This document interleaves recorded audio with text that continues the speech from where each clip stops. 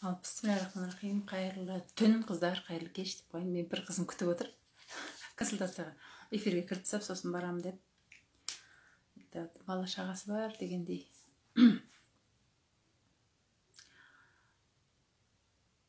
Байлық туралы, қыздар. Байлық туралы. 80% барлығы біздің өзіміздің ойымызға байланысты дегенмен де. Мен соны айтам дедім ғой, сонда жазып қояйын.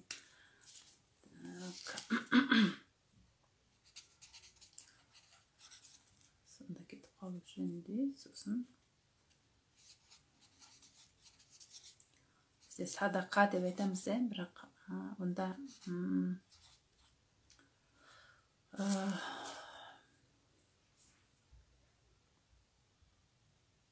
ой, Арыстан деген жігіт келіп кетіпті ғой. Арыстан, сау бол, пока.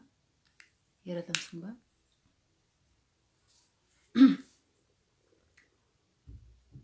Ал қайырлы кеш, қыздар. Эфир жүргізіп жіберейік. Ескерткен жоқпын ешкімге, ештеңе сондық барлығымыз өзімізге байланысты. Ал қыздар, енді алтын қыздарда отырсаңыздар, білесіздер не болып жатқаны. Бәрі жақсы, ештеңе болып жатқан жоқ. Айта кетейін дегенім, бізде бір қыздар қалайсыңдар, Мерек қалайсың, Айна кірді, қалайсыңдар қыздар.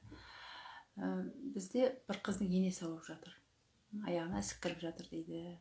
Енді соны тұрғызып жіберетін қандай амал бар дейді. Тұрғызып жіберетін, оны Алла тағала тұрғызып жібереді. Тұру керек болса, кету керек болса да алып кететін Алла тағала, сондықтан тұрса тұрып кетсін, кетсе жақсы кетсін десек, Ясин сүресін оқимыз. Қыздар Ясин сүресін оқып жатыр. Сосын кішкентай бір қызымыздың аяғы күйіп қалды. Сол қызымыздың да аяғы жақсы болып кетсін. Мамасына айтып едім, сал деп. Сол бір-бірімізге дұға қылып қояйық, қыздар. Мына 8 март келе жатыр. Сіздің ойыңызша бай болғыңыз келе ме сіздер? Қайсың бай болғың келеді? Сол сіздің ойыңызша, ай, осы қыз, осы мен подружкам или там көршім, досым, телефонын білесің, по телефону қосып қалсаң, жаңа Каспийден номер шығып тұрады ғой. Сол досыңа ақша керек та, қыз балаға ақша керек. Ол өзіне не может позволить, хотя бы кейбір қыздар бар, даже мороженое алып жемейтін. Ну, хотя бы кафеге барып шай ішсін. Болмаса букет алып, букетке деп жіберсең, ол өзі біледі ғой. Егер сіз өзіңізді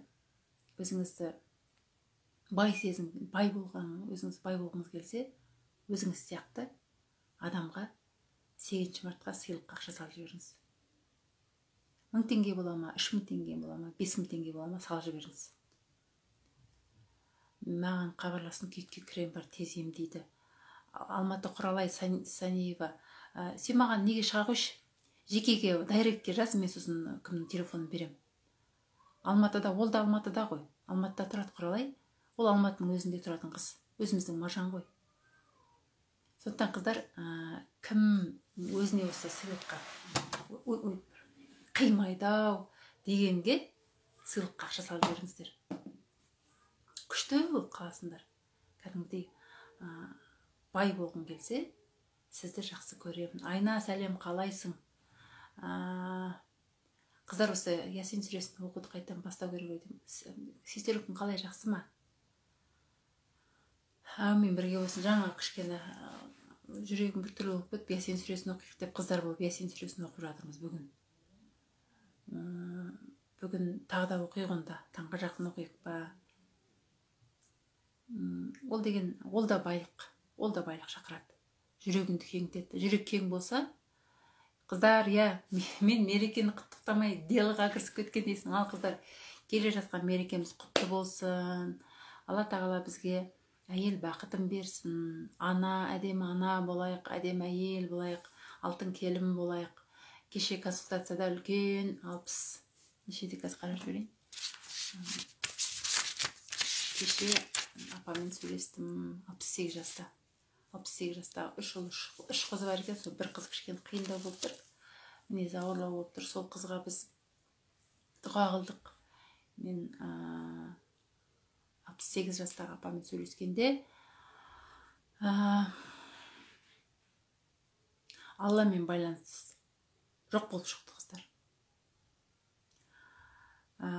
Онкология деген аты өзі қорқынышты ғой. Ешқандай қорқынышты емес. өлім деген де қорқынышты емес.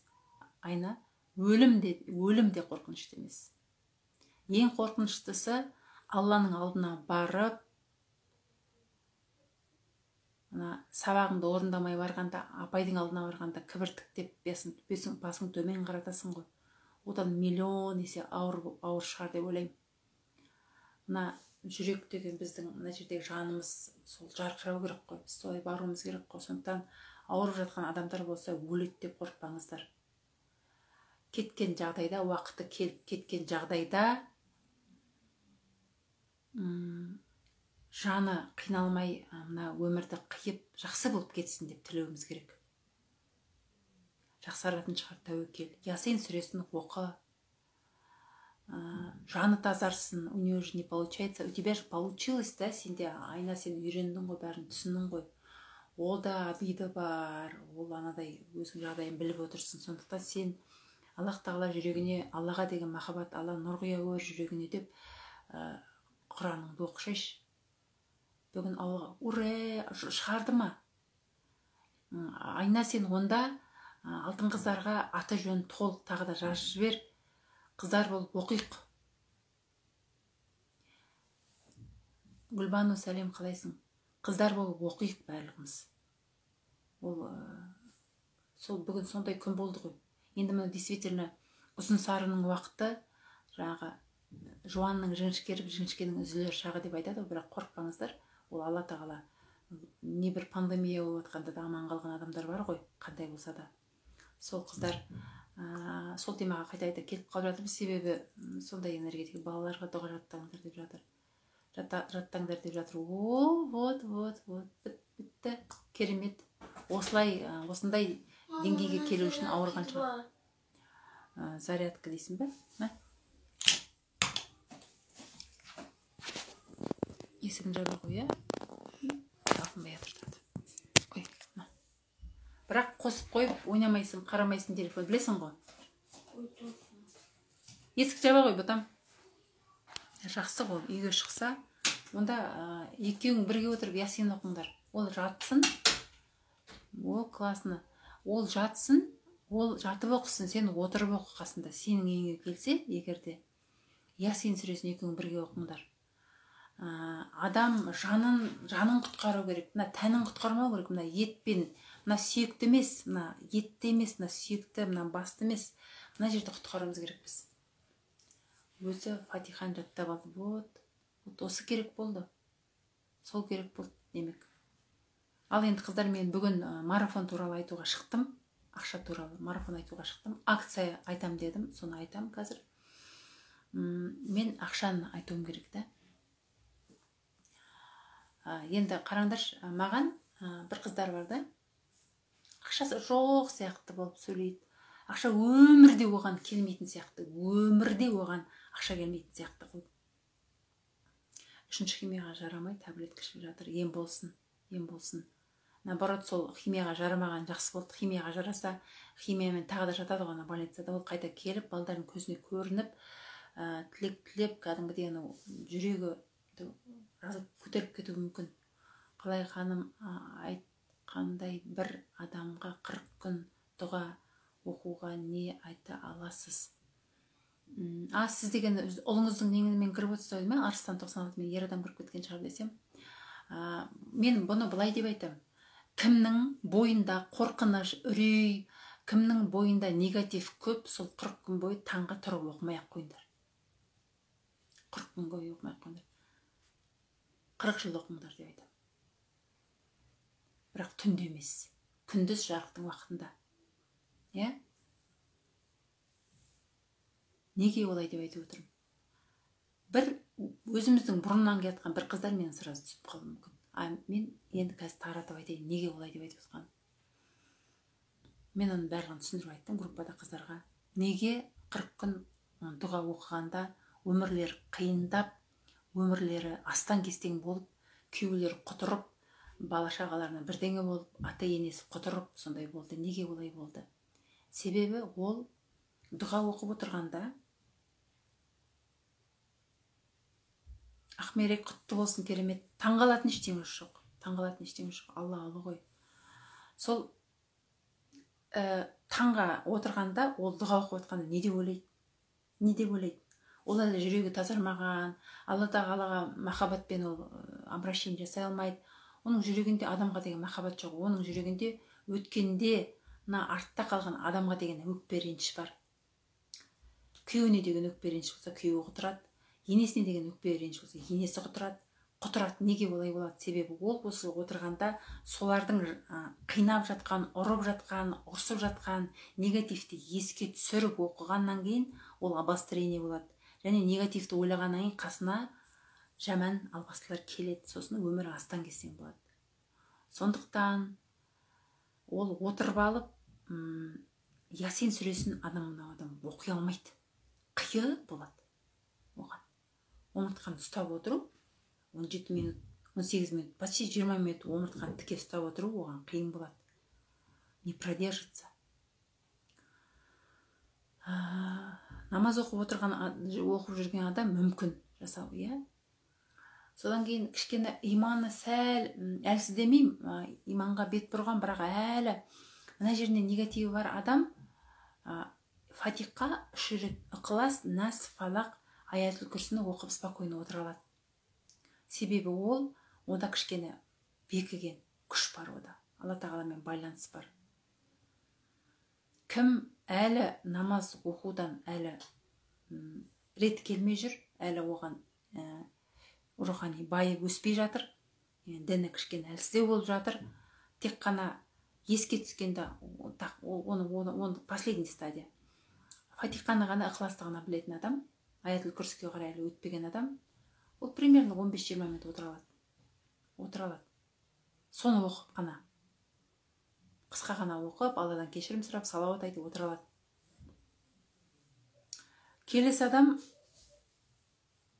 Алла тағала есіне түскенде ғана, қиналғанда ғана есіне түсетін, сыйынатын адамдар, олар елі астағфируллах айтады. Елі. И то учишь телефонмен тұрып, астағфируллах, я Алла кешіре көр, я Алла кешіре көр. Я Алла біліп білмесең күнә үйретесің кәдімгідей. Жүрегіне түсіп, сүңгіп, бірге түсіп, бірге оның жүрегіне түсіп, үйретесің. Бірге зікір айтамыз. Аятул Күрсі оқысам жаным кіріп қалады, міне Ақмерек, молодец, сен жеттің сондай деңгейге. Содан кейін тіптен сыйыну білмейді әлі мұндай адамдар. Бисмиллахир-рахманир-рахим деп айту западлы сияқты болып тұрады. Ал енді сол дұғаны қай адам оқығанда жаман болады деп ойлайсыз? 40 күн дұғаны, оның ішінде құралай мындай бір абракадабра, сем салявим деген сөз қосқан жоқ қой. Мен өзім алып оқып көрген жоқпын оны. Бірақ білем, то, что Аятул Күрсі қыздар көрсетті да, мана Аятул Күрсі, Нас, Фалақ, өзіміздің Құрандағы сүрелер ғой. Соны қандай адам оқыды? Қандай адам оқығанда қиналады?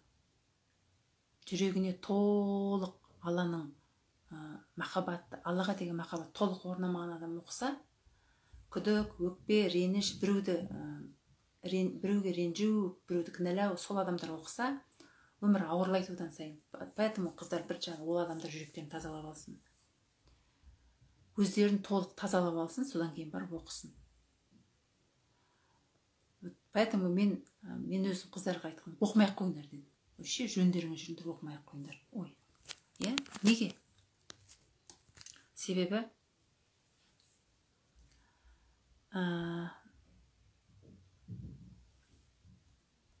қазір кім Сайран оқи ма, сен кім? Себебі сен ең бірінші шынымен де әлхамдулилля, Аллаға шүкір. Я Алла, осы бергеніңе шүкір. Я Алла, мен кешірші. Я Алла тағалам, пайғамбарымызға салауат айтып. Я Алла, осы бізді өзіңе жалғаған, өзіңе сыйынуға, өзіңді тануға үйреткен ұстазымыз пайғамбарымызға игілігіңмен салауатың болсын. Алла тағалам пайғамбардың ұрпақтарын барлығын Меккеде жәннаттан орын бере көр деп, сондай бір солай шынымен айтылатын деңгейге жеткеннен кейін можно оқуға. Бірінші просто әсте жайлап, просто маңдайды сәждеге тигізіп, Алламен тілдесіп, шынымен Аллаға бисмилля рахман рахим, Аллах тағалам деп шын жүрекпен, махаббатпен айта алсаң, оқуға болады. Понятно, қыздар? Ол деген жаңа ойбай бүйтіп жатыр, құрып жатыр, нетіп жатыр, ол деген колдунья емес, ешқандай құралай колдунья емес. Ол кәдімгідей әйел ғой, өздерің сияқты. Бала шағасы үшін ол әрлі-берлі бір нәрселер жасады, жаңағы үйдің берекеті үшін шапқылады, Аллаға сыйынды, былай қылды, сумен жуды, отпен жуынды дегендей, мысалға. Өзіміз бәріміз сол жолда келе жатырмыз ғой. Рухын жоғалтпай, рухын биік ұстап, сынып кетпей, бұйтқа сіңіп кетпей, осындай деңгейге жеткеннен кейін қыздар да көтерілсінші, мына деңгейде отырмасыншы деп жасағаны деп білуіміз керек. А если кому-то она кажется очень плохой, значит, у того человека здесь чернота. Если он черный болса, значит, у него чернота. Поэтому адамдардың жүрегі ақ болсын, болды. Шаруамыз жоқ. Оқыңыздар, егер жүрегіңізде Аллаға деген махаббатыңыз болса. Кәдімгідей тәртіппен, таңның уақытында тұрып алып, Ясин оқи алатын болсаң, Құран оқи алатын болсаң, тұрып оқыңдар. Егер оқи алмайтын болсаңдар, одан сені оқып отқан кезде негатив миыңнан шықпайтын болса, бірінші Сами Юсуфтың 99 есім музыкасын тыңдап, зікір айтып, ля иляха иллаллах өлең айтып, Аллаху акбар өлеңдерін айтып, жүрек тазартып алыңдар. Балдар, шуламаңдар, аққанат Әсетәли. Бөпелерің оянып кетеді, шуламаңдар. Қазір жұмыс істетпейді сосын маған. Сәлеметсіз Майрагүл ханым, жеңгем қайтқан, жылай берем, ойлай берем, жарты сағат сайын намаз оқып отырып жылап жіберемін. Дұрыс, кім Саяжан, жылай болсай болады. Тоқтата алмайсың сен оны. Это твое сердце плачет, душа плачет, это нормально. Бірақ Аллаға сыйынып, Құраныңды, намазыңды оқи берсең, Алла тағала жүрегіңе сабырлық береді. Шүкіршілігіңді ойла, жеңге қалай кетті, жақсы кетті. Әйтеуір жаңағы ешкім несін жуындырып жатқан жоқ. Сондай бір шүкіршіліктерін ойла. Аллах тағала өзінің уақытында алып кетті. Енді сен о кісіге жеңіл болу үшін сен Құран сүрелерін оқып, оның о кісінің жеңілдетуің керек. Қабір азабынан сақта деп, Құран оқуың керек. Сондықтан соны көп ойласаң, жылай бересің. Бірақ сенің фокусың неде? Өлді-ау, сағынатын болдық қой, артынан анау қалды, мынау қалды демей, барған жерінде жүзі жарық болып, жылы, жұмсақ, таза жерде жатсын деп тілеп оқи бер. Болды. Сондай теманы кім? Саяжан, жаңа мен айттым, алтын қыздардан тыңдай қой. Хорошо? Жолдасыммен айтысып қалып, алай-дүлей болып отырмын. Қыздармен отырысқа жібермей қалды. Күндіз бәрі күшті кетерге жарсалып қалды, өзгере салды. Қызғанады, енді қайтесің. Вот жігітің қызғанып жатыр, болды, не істейсің енді? Күшті подарка алып беріп, сені жібітіп алсын. Жібермей жатыр, қызғанып жатыр, имеет право. Надо было кеше предусмотреть, кеше. Кеше жағдайын жасап қойың керек еді, бүгін жіберу үшін.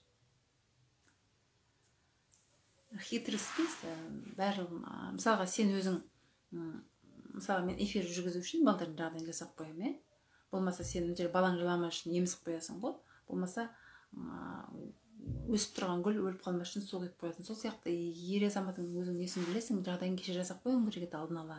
3 күн бұрын айтасың. Отырыс отырайын деп жатсаң, сен айтасың 2-3 күн бұйырса нетейін деп жатыр. Білмеймін, барам ба, бармайын ба, білмей отырмын. Қалай ойлайсың деп сұрайсың. Барам ба, бармайын ба, білмей отырмын. Білмеймін енді. Ол даже бар ғой. Қой бар, мына киімді алып жүр деп киім алып беретіндей қылыпқа келтіру керек қой. Сен қалай ойлайсың, барайын ба? Сен бар десең барам деп деген сияқты әңгіме айтсаң, ол қой бар дейді. Жоқ, мен бүгін отырыс болады, мен соған барам дедің ба? Бітті. Бітті. Сен оны аттап кеткендей болады, бір тастап кеткендей болады, бір өмір, сен бір ана айға шайынып жатсың, сенен айырып қалатын сияқты болады. Балалар үшін отбасың. Ал қыздар, мен теманы нетейік, негізгі бүгін тема ондай болған жоқ. Мен бүгін сіздерге ақша туралы айтқым келді. Балдарға көп шуламаңдар деп айтып жіберетін. Әсетәли! Жағдай жасаулы ғой, айтамыз, оның алдына бәрін дайындап. Қызғанып қалды, енді қайтесің енді. Қызғанып қалды. Отырыс неде болатын беді, кафеде болатын беді. Қызғанып қалды, енді қайтесің, жібермей ғой. Білмеймін, мен өзім намазды оқымасаң оқуға ниеттеніп жүрсең онда сәлден үстіне оқуым керек па? Кім жанар мен бұрын білмеймін ол дұрыс па дұрыс емес па деп айтатын едім ғой. Қыздар намаз оқымасаң сәждеге жатыңдар кайф деп, сонда жүрегіңе деген не келеді де, кім намаз оқуға сен жаңағы иманың күшейе береді деп, иә. Сөйтсем солай істейтін бірдеңе деп аталады екен. Мен әдейі жаттамаймын ондай, потому что мен дін жаңағы оқып бітірген адам емеспін, ондай діни білімім жоқ қой. Сондықтан кәдімгідей дұғаңды жасап, дұғаңды қылып, кітапқа қарап болса Құраныңды оқып, білмесең білсең, былай жаттап айтасың ғой, сосын сәждеге маңдайыңды жатып Алламен сөйлесуге болады екен. Соны жаса. Болады. Жайнамазың болса жайнамаз, болмаса ер адамның жағалы киімі, болмаса таза сүлгі, бір таза матаны жайда, құбылаға бетіңді бұрып, дұғаңды қылып, Алладан бірінші кешірім сұрап, жақсылап тұрып, солай жасасаң, күні жақындай береді, намазға келетін күні. Содан кейін намаз оқымай жүрмін деп өздерің, мен жай сөйлеп отырмын, намаз оқымай жүрмін деп өздеріңіз кінәламаңыздар. Бірінші әйел, энергетикасын көтеру керек. Бірінші сен уақытында басыңды жуалатындай, уақытында бетіңе күтім жасап, уақытында үйін жинап, уақытында балдардың жағдайын жасап, уақытында энергияңды көтеріп жүру керек та. Осының өзі құлшылық деп біліңдер. Алланың разылығы үшін жасап, соны құлшылық қылып, содан энергетика көтеріледі ғой. Одан кейін Алладан тілеңіздер де, намазды уақытында оқуға Аллах тағалам нәсіп етті деп. Сол барлығы келе береді. Ниет қыла берсең, оның барлығы оралып келе береді. Қыздар, мен теманы өзгертіп жібердік. Мен енді айтып тастайын. Разгон. Ақша туралы сұрақтар қойыңдар. Былай қыламыз. Мен Сайдмұрат Давлатовтан сабақ алдым ғой. 3 күн. Осы Ақтөбеге 2019-дың февральдың 12-сінде келді. 21, 2 жыл болды ма? 2 жыл болды, Мен соғысты февральда келді, февральдың 12-сіне келді, марттың 2-сінен бастап мен ақылды жұмыс жасадым. Бір айда 180 мың теңге таптым. Жұмыс жасамадым дегенде 180 мың теңге таптым бір айда. Неге? Себебі мен Сайдмұрат Давлатовты тыңдадым. Оған дейін. Одан кейін де тыңдадым. Мен көбіне ютубтан Шамиль Әлеудинов тыңдайтын едім, Сайдмұрат Давлатов аз тыңдайтынмын. Сол барғаннан кейін көп тыңдадым. Ол тренингте айтқан нәрсені ютубта толып тұр екен, солай айтады екен. Бірақ енді ол практически жазып көрсетті, сосын живьем неткен ол бөлек қой. Бірақ оның системасымен ақша жинамадым мен. Себебі мен өзімнің бір ойым болды, шын дұрыс екен ол ойым. Содан өттім. Ол өзің ақша жинайтын күнге келесің өзі келеді оған, өзі реті келеді. Енді мен қазір айта алмаймын, ол неге өйтіп жинамағанымды. Мен, возможно, примерно 3 жылдан кейін айта алуым мүмкін. 3-4 жылдан кейін айтуым мүмкін, қазір айта алмаймын. Себебі қазір ол әлі толық неткен жоқ. Толық әлі өзгеріс болған жоқ та. Жақсы өзгерістер болды, Аллаға шүкір. Бірақ қазір айтуға болмайды. Несі кетіп қалады, күші кетіп қалады. Неге өйткенімді. Жанар жарайды, сақтаймын. Енді ниет қылып қойдым, ол кісінің сабағын, 14 күндік сабағын Ыстықкөлден алуға Алла бұйырса. Өзім емес, күйеуіммен бірге. Оны ниет қылып қойдым, Алла сәтін салса, сонда барамыз. Енді не өзгерді? Бірінші, қыздар, барлығында негізі блок кетіру керек. Ақшаға деген блок кетіру керек. Барлығын білесіңдер. Неге менен кетті блок? Қалай кетті? Мен уақытын айтуға болмайды дейді, айта берейінші. 2006-тан бастап намаз оқығанда мен Алладан ондай сұрауға қорқады екенмін. Ақша сұрамайды, вообще нельзя деп ойлайтынмын. Мен Шамиль Әлеудиновті тыңдағаннан кейін мен түсіндім, сұрауға болатын. Ризық несібенді кәдімгідей сұрауға болатын, оның кәдімгі цифр жазып қоюға болатын түсіндім. Және де сіздерге бір нәрсе айтайын. Самый золотой правило, қыздар. Түсінген адам түсінеді, түсінбеген адам потом 1 жылдан кейін, 2 жылдан кейін, 3 жылдан кейін, 1 айдан кейін түсіну мүмкін. Ақша келсін десеңіз өзіңізге, сіз білуіңіз керек. Неге керек екен? және былай жүріп сен миыңмен білмейсің, қағазға жазуың керек. Сколько тебе надо? Қазір сен миың қанша ақшаға сияды, сонша ақша ғана келеді. Сен қазір білесің да, әйел адам ретінде саған керегі, примерно өткен сабақ неде айтылды ғой, эфирде, бір пакет тамақтан аспайды, күннің 2-3 күнге бір пакет тамақ. Одан ары қарай чуть миыңды соссақ бүйтіп, қағазға түсірмей жүріп қойып жүреміз. Миымыз сәл соссақ, қос товарлар есімізге түседі. Шампунь, зубная паста, крема, хлорма, белизнама, доместос, миф, сондайлар, атыс жуатын, қос товар есімізге, пол жуатын, терезе жуатын еске түседі, қос товар.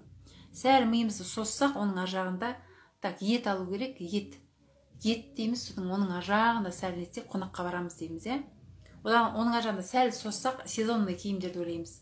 Сәл соссақ. Оның ар жағында созамыз ба? Оның ар жағында бар ма? Бір сіздің миыңызда цифр бар ма примерно? Көлік алуға цифр бар ма миыңызда? Үй алуға миыңызда цифр бар ма? Сияма? Жазасыз ба? 10 миллион, 20 миллион деп сіз миыңызда ойлайсыз. Әлі шошып кетесіз. Не? Что қаяқтың ақшасы ол? Дейсің ба? Сен әлде саған бір 15-20 мыңның көйлегі жарай ма? Әлде саған 6 мыңның көйлегі жарай ма? Әлде саған 45 мыңның көйлегі керек па? Қанша ойлайсың сен? Саған просто таза ауа жұтып келген жарай ма? Әлде сен бір табиғатқа барғың, табиғаттың қалаң сыртына шығып кеткің келе ме? Әлде сен Египетке барғың келе ме? Әлде сен әрі қарай Швейцарияға барғың келе ме? Сен соны жазасың ба? Сен білесің ба сол? Сен миыңда бар ма сол цифр? Вот насколько ты себе позволяешь цифрды, и настолько и келеді. Запрос бересің. Күнделікті мысалға, мен сіздерге күні кеше болған нәрсені айтайын. Мен алдыңғы күні ойладым. Так, недегі ақша тұр, мен келесі түскен ақшаға кітап алам дедім.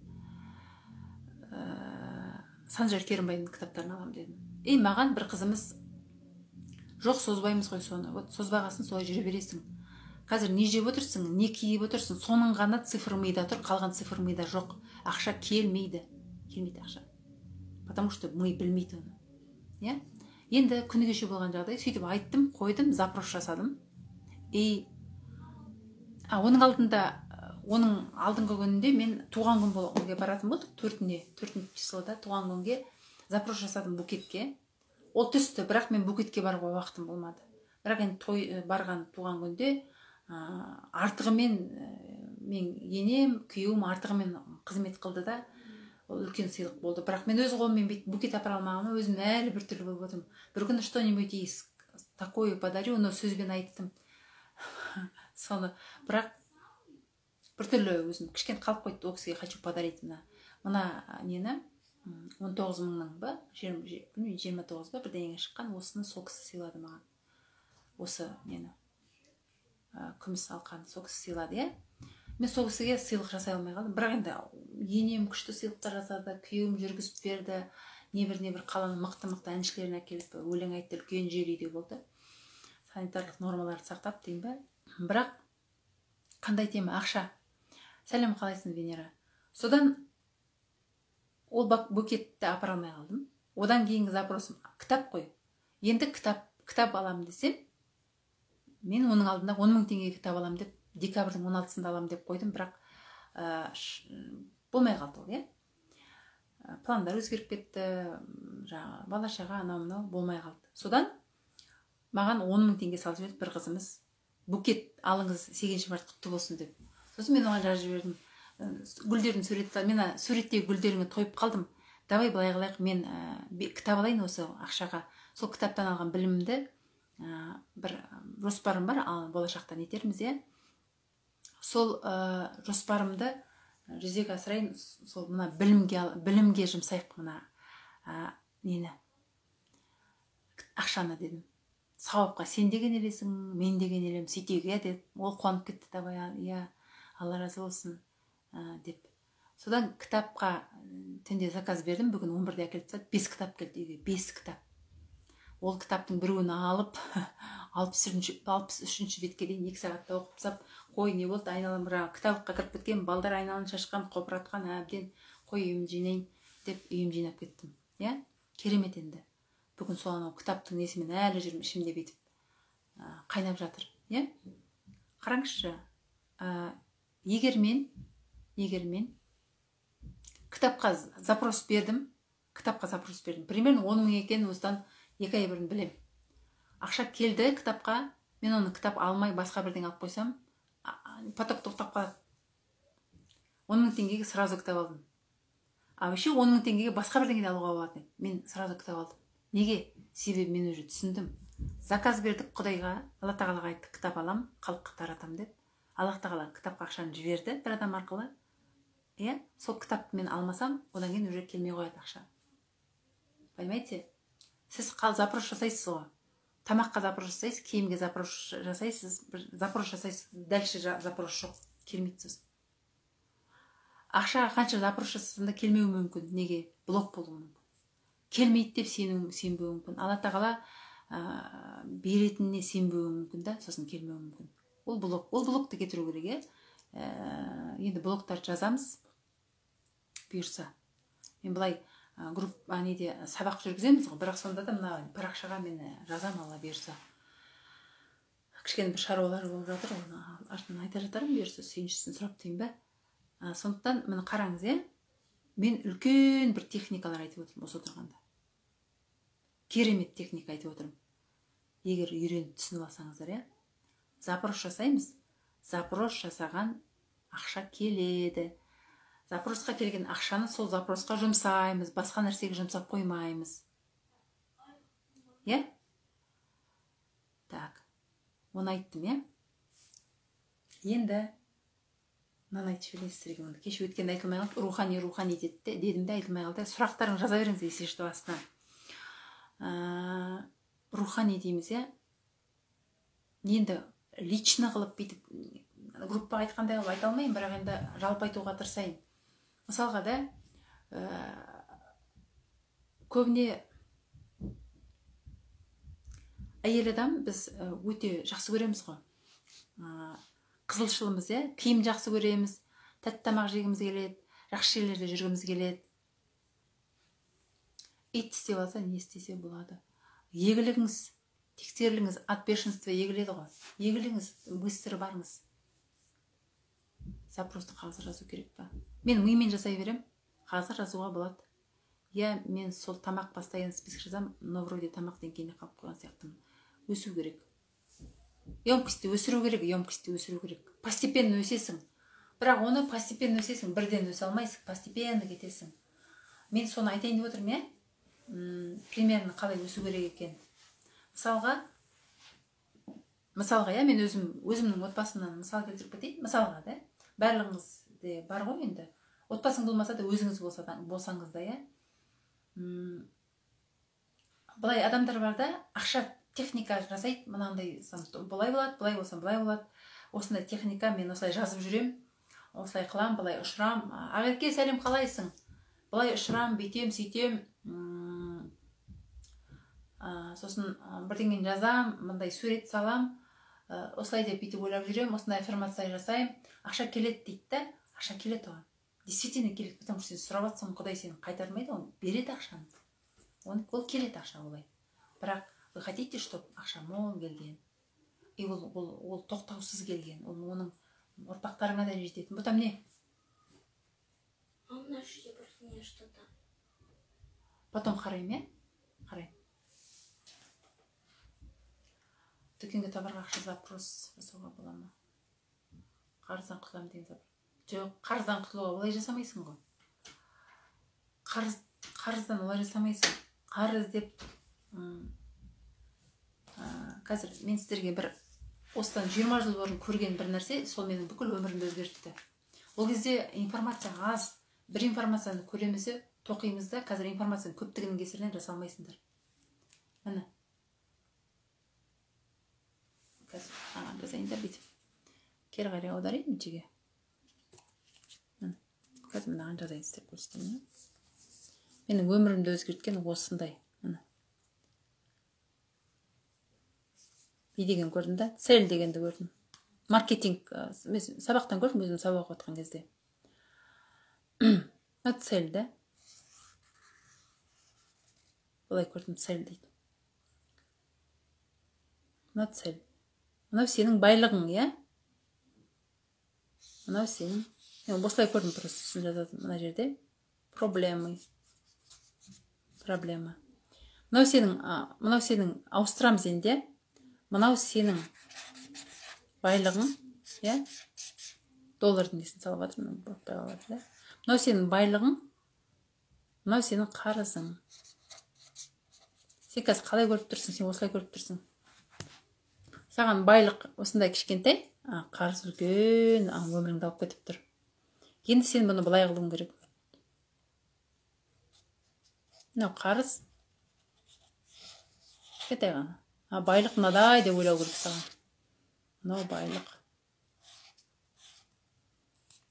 Мынау өміріңнің 99% байлық. 1% қана қарыз деп ойласаң, сен қарызына момент құтыласың. Түсініп тұрсың ба? Қазір сен ойлап тұрсың. Қарыздан құтылуға запрос жасау, қарыздан құтылуға дұға қылуға бола ма деп тұрсың. Мынадай ғана байлық бар ғой өмірде, сол маған кіттей болса да келсе екен деп ойлап тұрсың. Сен кішкентай ғана қарыз қой, енді ол келіп тұрған, болады енді мұндай. Енді келесте қарыз алмайынша Алла тағалам. Атак сен дүние толы байлық қой. Осы байлықта маған нәсіп етші Алла тағалам деп.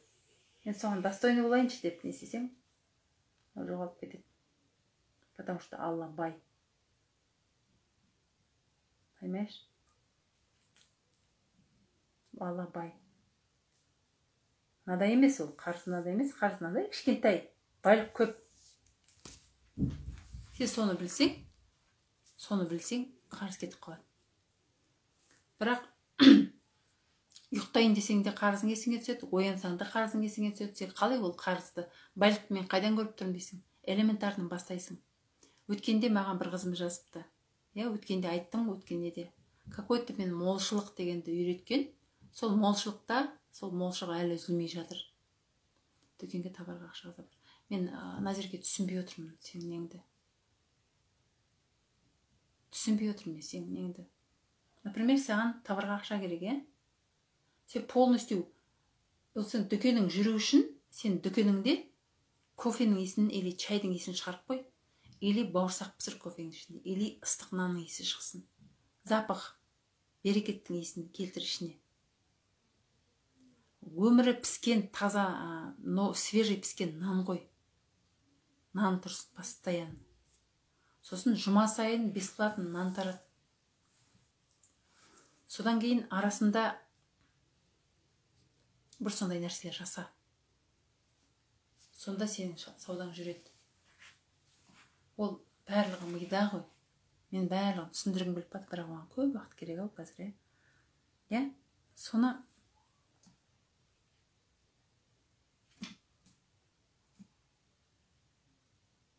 бұл деген нәрсе, Назеркеге сұрағына жауап берем дегенде, садақа деген шығып тұр. Мен соны жаңа айтып жаттым. Рухани деңгейі.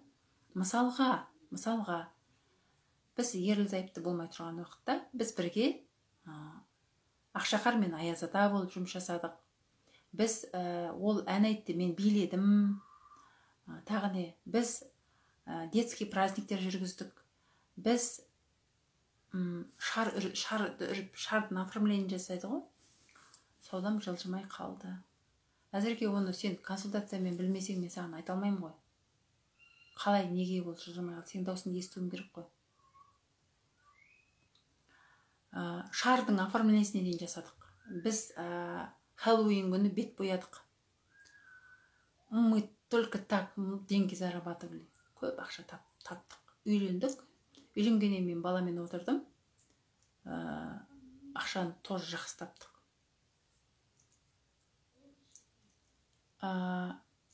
Одан кейін үйдің кредитін жауып тастадық. Сосын демалдық кішкене. Енді қайтадан үйге кірісіп жатырмыз. Үйді үлкейтуге, бірақ енді ол кезде менің запросым егер сверх норма болса, біздің деңгейімізден сверх норма ойласам, мына жағын ойласам, ер адамды қинап жіберер еді. Мынадай бір сөз естідім да кейін. Әйел әйел ер адамның тапқан ақшасына риза болмаса, енді қанағаттанбаса, онда өзі тапсын, сүйіктісімен айналысып. Бірақ қалай да болса қанағаттану керек. Қанағаттанып соны тапқанына, сол тапқан ақшасына молодец әкелгеніне, мысалға үйге ас әкеліп отыр, квартплатын төлеп тұр, тағы бір керек жарақтарды нетіп тұр, тойға барғанда шашуды ол шығарады, саған көйлек алып береді, бірақ соның бәрін алып беріп жатыр, белің таянып алып бүйтіп бәрін алып беріп жатыр, бірақ вообще путешествиеге барған жоқпыз өмірі. Жұрттар деген Дубайға барып келіп жатыр. Бізде деген вообще анадай джип жоқ, вообще не зарабатывает так много денег. И вообще жұрттың балдары сияқты бірдеңеде жүрген жоқ десең, онда ол жаман, жаман ол, өтте жаман. Сондықтан, егер ол больше зарабатывать етсін десең, сен энергияңды көтересің. Сен энергияңды көтересің де, ер азаматыңа энергия бересің, үйдің берекетін келтіресің. Үйдің берекеті келген сайын сендердің ақшаларыңды өседі. Бірақ кейбір уақытта ол мына мен өте миллиардер деп айта алмаймын, бірақ миллионерлер, миллионер апа маған неге шықты, былтыр консультация бердім. Ол кісімен көп сөйлесуге нетпеймін. Қызымен сөйлесіп тұрамыз, ол қазір басқа елде тұрып жатыр. Сол кісі айтады да, мен қиын кезде өзіме ештеңе нетпей, қиын кезде мен бәріне шыдап, еркек болып қасында жүрдім ғой, бірақ қазір мені сыйламайды дейді. Қазір мені сыйламайды, маған сөйтпейді, маған бүйтпейді. Бірақ өзімнің обалым жоқ, мен деген өмір бүйтіп жалпақтаймын да жүрем. Менікі мүмкін дұрыс емес шығар, осы жалпақтап жүргенім. Соны маған қызым ұрсып жатыр, өмір сен жалпақтайсың да жүрсің, анау келінге келін боласың да жүресің, анауға мындай боласың да жүресің, тағы бірдеңе деп маған ұрсады. Менікі дұрыс па дұрыс емес пе, мен шатасып кеттім деп екеуміз сөйлестік. Керемет адам екен. Ана кісімен сөйлескенде мен энергия былай көтеріліп, прям деп жаңағыдай күлкім келіп, бүйтіп жүгіргім келіп, айтамын, апа, вообще сізбен сөйлесіп жатқан кезде үлкен олардың кәдімгі фабрикалары бар да, сізбен сөйлескенде мен рахаттанып жатырмын, маған энергия бересіз. Рахмет, жаным, рахмет дейді. Мен сізбен сөйлескенде энергия беріп жатсыз, мен айтамын, дұрыссыз, орныңыздасыз, вы настоящая женщина. Почему? Ол сізге нетпей жатыр, потому что сізде оған деген өкперен шығар, күйеуіне деген. Сосын ертеңіне жазып жіберіпті голосовой. Ай, қызым, ағаң деген түстен кейін маған бірдеңе деп айтты деп. Сосын бір кішкене бір жеттен кейін, ай қызым, бізді деген ағаң Дубайға жіберіп жатыр деп. Көрдің ба? Жай ғана ренжіп қалған ғой, күйеуіне ренжіп қалған. Ана бір сөзі ғой, мен кезінде ол қиналғанда мен өзімді қыстым ғой, неге қазір маған бүйтпейді деп. Ол ренжіп болмаса, ол оған былай бере береді. Поэтому күйеуіңе ренжімей, бүйтіп ренжісің білдірмей жүр демеймін. Ренжисің ба, ренжігеніңді айт. Ренжігеніңді айт. Дұрыс айту білмесең, онда Аллах айтты, Аллах айтсаң, Алла Тағала өзі жеткізеді оған. Через кого-то, или он сразу почувствует. Сразу. Поэтому, қыздар, миллиардер болсын, миллионер болсын, жаңағы жүздеп табатын болсын, мыңдап табатын, миллиондап табатын болсын, байқасаңыздар барлығы әйелге байланысты. Поэтому, қыздар, күйеулердің тапқанына риза болып үйреніңдер. Если хотите больше, энергия көтеріңдер. Көңілді болуға тырысың. Энергияны қалай көтеруге болады деген жай көріп қалдым. Мысалға, мен шаршап тұрмын, мен ұйықтаймын бүгін демалам, вообще демалам. Мен бүгін жатамда кино қараймын, мен жатамда бүгін кітап оқимын деймін ба? Маған адамдар жазбайды. Мен уже білем, енді мен сіздерге как-то Алла Тағаламен мен сіздерге мүмкін айтуым дұрыс па дұрыс емес пе білмеймін, бірақ знаете, элементарный нәрсе екенін түсіндіргім келеді да. Мен уже сөйттім ба, демалдым ба, энергиямды төмен түсірдім ба, маған ешкім хабарласпайды. Негативті жүрсе вообще ешкім хабарласпайды. Бірақ мен бүгін демалып едім, бірақ маған екі қыз жазыпты. Бір вообще миллион подписчигі бар бір қызым жазған. Сосын тағы бір қызым жазған. Ақшасын жіберіп қойған. Сосын қазір екеуміз сөйлесеміз енді, қазір сізбен нетіп болғаннан кейін. Менің энергиям төмен болған жоқ. Мен жатып алып от души кітап оқыдым да, мен жаттым, демалам дедім, бірақ кітап оқыдым. Сонда менің кітап оқығанда энергетикам көтеріліп жатыр да, клиенттер хабарласып жатыр. клиенттер хабарласады, көрдің ба? Менің энергетикамның, рухымның биіктігі мен жанымның тазалығына қарай адамдар маған хабарласып ақша түсіп жатыр. Ақша лақтырып жіберген. Егер мен негативте болсам, күйеуім андай, надоело, өмір мен табам, табудан шаршадым, анау да керек маған, мынау да керек, өмір сол жетпейді бірдеңе десе, маған вообще ешкім. Бұндай адам кімге көмектеседі? Өзін өзі көтере алмай жатқан адам. Поэтому энергетика көтеріңдер. Қыздар, ақша жауады, аспаннан жауады, просто жауады. Ақша жан жақтан жауады. Ақша түсті ме, сразу садақа, сразу біреуге единица салып жіберіңдер. Студент бола ма, сразу садақа, сразу мына үй салып жатқандарға үйге жаңағы дәулеттен, Айнұрдың қоры бар ғой, Айдың нұры қоры. Сосын жаңа Қызылордада мешіт салып жатыр, Балқия ханым айтып жатыр, соған салып жіберіңдер. Болмаса өздеріңнің ағайын тумаңның ішінен ақшаны салып жіберіңдер. Болмаса, үйтіп жасай алмасаңдар, толықтырып бір пакет тамақ ал, пакеттегі үйге тамақ керек, көшімін бере алмаймын десең, пакетке тамақ ал да, осы ас мен соның өзі садақа болып саналады екен, өзіңнің отбасыңа тамақ әкелген өзі садақа болып саналады екен. Но в лучшем случае бай болып сезінгің келсе, біреуге бер, біреуге ақшаны беріңдер, ол кейін қарай қайтады. Ол сен андай қайырымдылық жасайсың ғой, жүрегің қатты көтеріледі, бүйтіп қатты көтеріледі. Масқара, енді 3 күндей жүресің ғой мындай. Неге? Жан қуанады, себебі мына ақшаны бердің ғой, сол кезде Алла тағала саған больше, енді біз көзіміз көрмейді, біз тек қана жанымыз сезетін энергия жібереді. Сен энергияң көтерілген сайын берекет кіреді. Понимаете? Ақша — это эквивалент почти энергии. Энергия — это любовь Бога. Біздің қуатымыз, бізге берілетін қуат, ол Алланың қуаты беріліп жатқан. Алланың қуаты бойымызға құйылған сайын бізге ақша көп келеді. Понимаете? Значит, деньги — это любовь Бога. Гүлдана, қалай? Құтты болсын келе жатқан мейрамымыз, қыздар, құтты болсын мейрамдарымыз. Мен қыздар айта берем.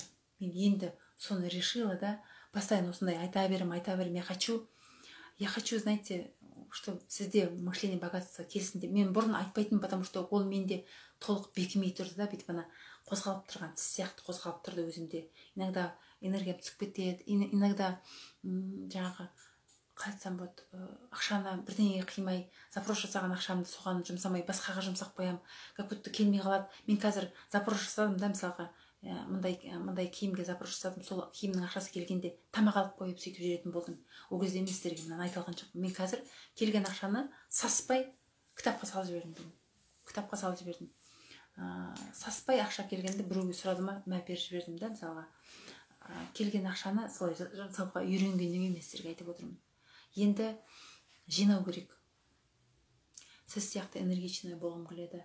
Энергичная, мен Алла тағала энергичная қылады. Сосын мына ниет, қандай ниет? Адамға көмектесейін деген ниет, үйге берекет келтірейін деген ниет, балдарым керемет сүйкімді болсын деген ниет. Балқия ханымға қалай саламын? Қыздар, болотадан шықтыңдар, енді кәсіп баста дейсіңдер ғой. Мына Ақерке қыздар, бізден болотадан шыққан қыздар уже бастап жатыр. Аллаға шүкір. Пока айтпаңдар ештеңені, жүріп кеткеннен кейін айтасыңдар. Реклама жасаймыз, жақсылап тұрып, эфирге шығарамыз, Алла бұйырса.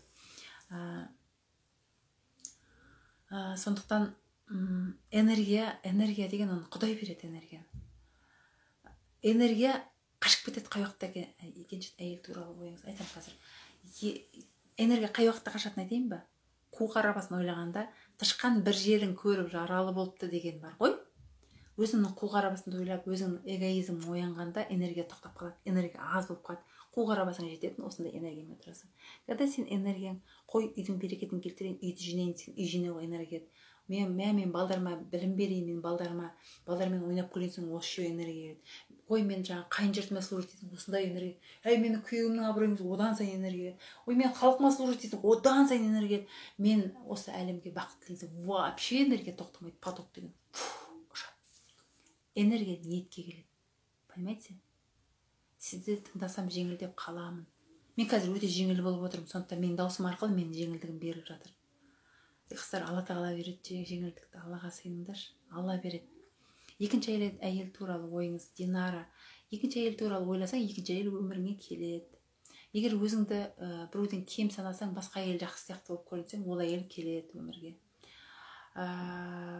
Өзіңді күтпей күйеуіңді аңдысаң, келеді ол әйел. Сол өзіңді кем санасаң, екінші әйел келеді. Рай апай ғой, анда энергетичный әйел, иә, ол да энергия түседі иногда, Рай ападан да энергия түседі, бірақ ол көтеру өз алдына сақтау керек энергияны.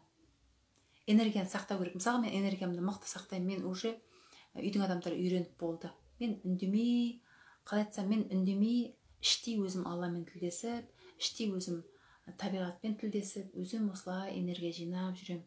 Энергия жинап жүргенде мен фокусымды бір нәрсеге қойып қоямын. Мысалға, мен группаға, эфирге шықпай қаламын ғой. Сол кезде менде мысалы бір шаруа болып жатыр да, бір шаруаны ойлап жүрем. Сол Аллаға сыйынып, Алла тағаланың нұрын алып, сол шаруаға түсіріп, соны мен ойлап жүрем. Сосын жүрегім деп жеңілдік келгенде, от шаруа бүйтіп шешілуге кеткенде, келесі неге өтем, келесі шаруаға қарай өтем. Мен босқа сөйлеп, біреумен өсек айтып, біреумен сөйлесіп отыруға менде уақыт жоқ. Мен бұрын Құралай ханым ютубтағы аудиоларды скоростьпен тыңдаңдар дегенде, мен оны тыңдай алмайтын. Мен қазір скорость болғанда бешеный скоростьпен тыңдаймын, потому что менде уақыт жоқ. Ақшаны қалай жинаймыз? Машинеге. Машинеге жинайсың кәдімгідей. Машинеге деп жазып қойсаң да жинайсың. Болды. Кәдімгідей жинайсың. Сосын машинаның иісін сез машинаның дауысын естісе, машинаның рулін ұста прямо. Машинасы жоқ адамға машина тіле. Ақшаны жина кәдімгідей машинаға. Қандай машина керек? Жаз. Соны кәдімгідей тест-драйв жасау керек дейді ғой. Автосалондарға, авторыноктерге барып машиналардың бағаларын біл. Жаңағы клаксон ба не, сондай журнал ал. Ой, осы мен неге біреумен сөйлесем, соның әңгімесін тыңдаса, өзім соған ұқсайтын ситуация қайталанады. Тыңдамаңдар ешкімнің сөзін. Босқа, бос әңгіме айтып отырады ғой. Бос әңгіме деген ол жаман, ең Аллаға сүйкімсіз нәрсе. Бос әңгіме айтып отқанда тұрып кетіп қалыңдар. Ыңғайсыз, ұят болып бірдеңе машинаға арнап Каспи ашып қойыңыз, түскен ақшаңызды соған лақтыра беріңіз. Вот супер. Болмаса депозитаж Каспиден соған сала бер машинаға деп. И вообще-то наличка жинаған жақсы, наличка долларға айналдырып жинаған жақсы, долларға или евроға, потому что мына ақшаны қолмен ұстаған сайын, машина нені қолмен ұстаған сайын, ақшаны жиналып жатыр ақша. Сколько денег, сколько денег, вау, сколько денег деп ұстаған сайын ақша келе береді. Любить надо деньги, ақша келе береді. А сен цифрды сезіне алмайтын болсаң, мұндай қағаздай жинаған жақсы. Осылай жинатамын. Қолыңа ұстап тұрам, сосын алда сана. Күшті техника айтып отыр. Мысалы сана, сенде бір 10 штук $100 бар да, просто 100, 200, 300, 400 доллар, $500, $600, $700, $800, $900, $1000 болды, $1000, $1100, $1200, $1300, $1400, $1500, $1600, $1700 мың бар. $1700, $1800, $1900, $2000. 2100, 2200, 2300, 2400, 2500, 2600. Мен блокнот боласын, жаңағы блокнот боласын осқа санадым, былай санайсың ғой ақшаны. Айналдырып санай бер. Қанша $1000 керек? Неге? Соған жеткізіп санай бер. Мына бұл деген ақшаға табыну емес, ол мына миды сендіруіміз керек. Прям ақшаны сендіруіміз керек. Білмейді сен. Просто вебинар арқылы күштеп айтып отырмын, маған не жалко. Потому что практиковать ету керек. Сайдмурод Давлатовтың несі бойынша, системасы бойынша жинау керек. Сосын ақшаны есептеу керек. Карманная дыра деп аталады, қалтадағы тесік деп аталады, соны несуіміз керек. Бірінші жазып қоямыз, бір айлық табыстың барлығын жазамыз. Сосын оны есептейміз, сосын оның несін шығарамыз. Сосын уже қанша ақша босқа кетіп жатқан есептейміз де, соны бір жылға көбейткенде бір машинаның ақша шығады. Бір үйдің шыға қоймайды, бір машинаға жетер-жетпес ақша шығуы мүмкін. Тегін айтып жатырмын мен. Әлі айтам, тегін айта берем. Потому что мен біліп отырмын ғой, тегін айтқан менде практиковать етпейсіңдер бәрібірсіңдер. Не хочу, чтобы вы практиковать еткендеріңді. Сондықтан мен бүгін үлкен нелер айттым, ішім рахаттанып жатыр. Мен қалай айтсам болады, изобилие сеуіп жатырмын да.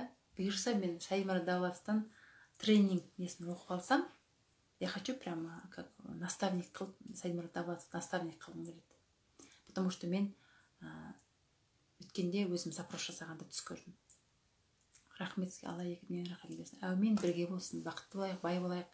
Енді мен жаңа жайлап айттым да, ер азаматымыздың ақшасына, тапқан ақшасына риза боламыз, тапқан сайын мақтаймыз, соған риза боламыз.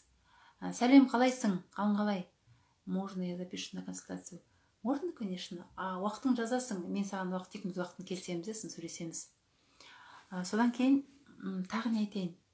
Мен мына жерге жазып қойғанымды қарайын.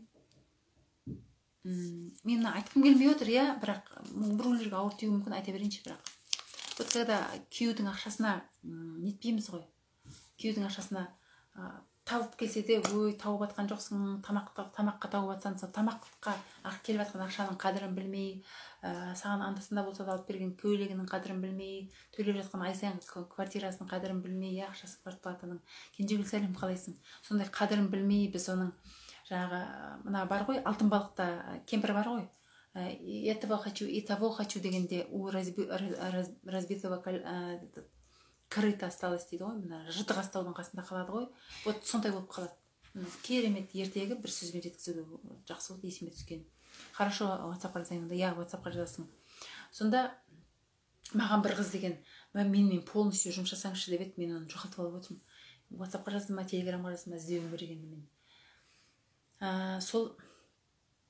Мысалға сол уақытта шал қайта ақылды екен, сабырлы екен, ер адамдар мына әйел адамның несін, жаңағы потребностін нету үшін құмар ойынға кетіп қалуы мүмкін. Болмаса ол анау құлқыны нетпей жатқан әйелден қашып энергия бермейді, тек сұрай беретін әйелден қашып энергия беретін әйел тауып алуы мүмкін. Поэтому ер адамның абыройы, ер адамның қалтасының ақшасының несі әйелдің энергиясына байланысты. Поэтому қыздар, әйелдің энергиясын қалай көтеру? Шалдікі любовь қой, айтпа, шал масқара енді, молодец, вообще сабырлы екен. Әйел Аллаға жақын болғанда жайлап шешіледі. Енді соны айтқым келмей еді, бірақ қатты айтпай едім, немен жайлап айтып отырмын. Хорошо, что есіме жаңағы алтын балық есіме түсті. Сол алтын балықтағыдай кемпір болмай, кәдімгі неге нетеге. Так, мен вроде айтқым келген барлығын айттым.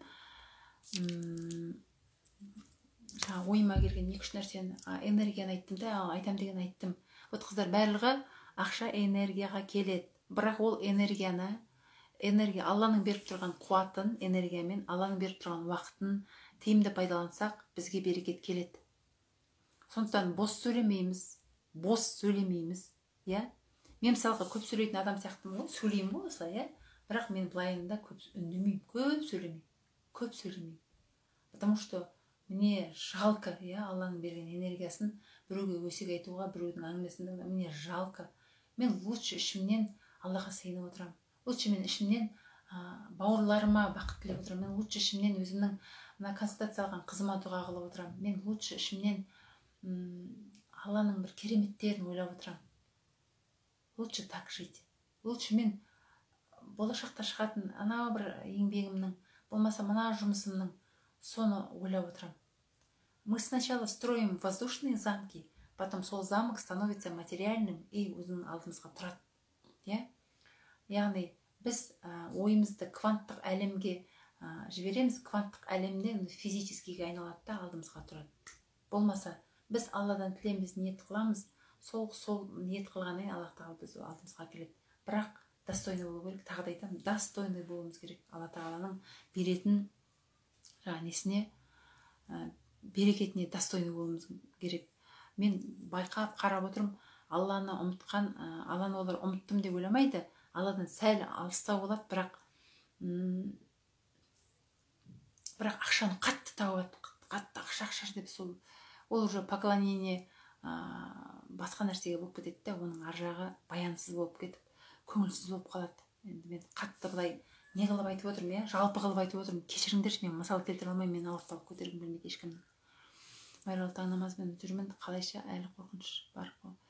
үлгермей қалам деп қосуға үлгермей қалам деп. Гүлмира, невроз болмаш, наласың. Таңертең оқы, кешке оқы, тағы бір уақытта оқы, жеті. Қорқып жүре бергенше, онда вообще оқымай-ақ қой, мана қыл дейсің. Деп ұрысса қалай болады? Күшті болды ма? Намазды оқу керек болғасын оқыма. Намазды оқу керек. Намазды оқымаса бірдеңе болады деп оқыма. Ты хочешь, ты сильно хочешь, твоя душа сильно хочет молиться Богу. Сенің жаның сондай Алланың дидарын көруге, Аллаға ғашық болып, Алланың алдына сәждеге жатқысы келіп жатыр. Душа так хочет, поэтому оқы намазды. Поэтому оқы. Сен шынымен жүрегің намазды оқуға қалап тұрғаннан кейін, сенің иманың тасып баратқаннан кейін оқығың келіп тұр. Сол үшін оқы. Сонда жеңіл болады. 17-те қыздың Кенжегүл дұрыс, өзгере берсін, нормально, нетпе. Ырқыма көндірем деме. Ой, миллионерша кірді бізге, Ырыс ханым деген миллионерша кірді. Құдай-ай, тұрып атқан үйі миллиардерлердің үйі. Миллионерша кірді. Кенжегүл нормально, Аллаға тапсырып, полностью сен оған тыйып. Кенжегүл, сен Құдайға қалай сенесің, қызыңа солай сен. Сонда оған күш бересің. Это нормально, қазір у нее жаңағы юношеская максимализм дейді. Нетпе. Құдайға мен саған сенем, құлыным, мен саған сенем. Тебе жаңағы мен саған бәріне нетем, Аллаға тапсырам, мен саған сенем де. Мен саған толық сенем де. Мысалға біз студент болғанда жаңа нетеді да, мамам айтады да, ана жұрттардың қыздары мас болып кетіп бара өткенде папаның көңін көріп, сендер қалай жүрсіңдер, арақ ішесіңдер ма дейді да, қыдырғанда. Осын қой, менің қыздарым мықты, мен қыздарыма сенем дейді да, папа. Все. Вообще арақ ішпейсің одан кейін. Сеніңдер, сен өзің. Сәлем апатай, қалай сізді көріп қуанып отырмын. Жаным, қалың қалай? Алтындарым, күндерім, құлындарым, боталарым дейді. Жандарым дейді. Жаңағы телефонмен аяғы күйіп қалыпты, құлыным, құттай, жаным-ау, кішкентай, жатыр менің ботам-ау, кішкентай. Жазылып кетсе екен. Мажанымыздың қыздың кішкене несі күйіп қалған, жаным-ау, құттай. Любите, қыздар, тұрып любите. Бірге тұрамыз, қандай кеңес бересіз? Алады, мен істей беремін, бірақ қатты жыланып кетем, мен істесем болады, лайықты болу керек дегендей. Лайықты, абысының ештемес. Абысының ба? Сен істей бер, бай боласың. Сен үйдің несін тазалаған сайын сен өмірің тазалана береді. Сен жасаған сайын Аллах тағала саған қуат бере береді. Сен үйді тазалаған сайын сен күйеуіңнің абыройы көтереді. Сен үйді жинаған сайын, жасаған сайын сен балдарың бақытты, ақылды, мықты бола береді. Назира, давай, красавица, вообще такая красивая, масқара әдемісің ғой. Жасай бер. Мөлдір келіпті ғой. Әлмобек кезет. Майрагүл таң намазбен жүрмін. Қорықпа, махаббат. Жүректегі махаббатпен оқып жүрген оқи бер. Мені жалқаулық басып қалады, ештеңе істегім келмейді.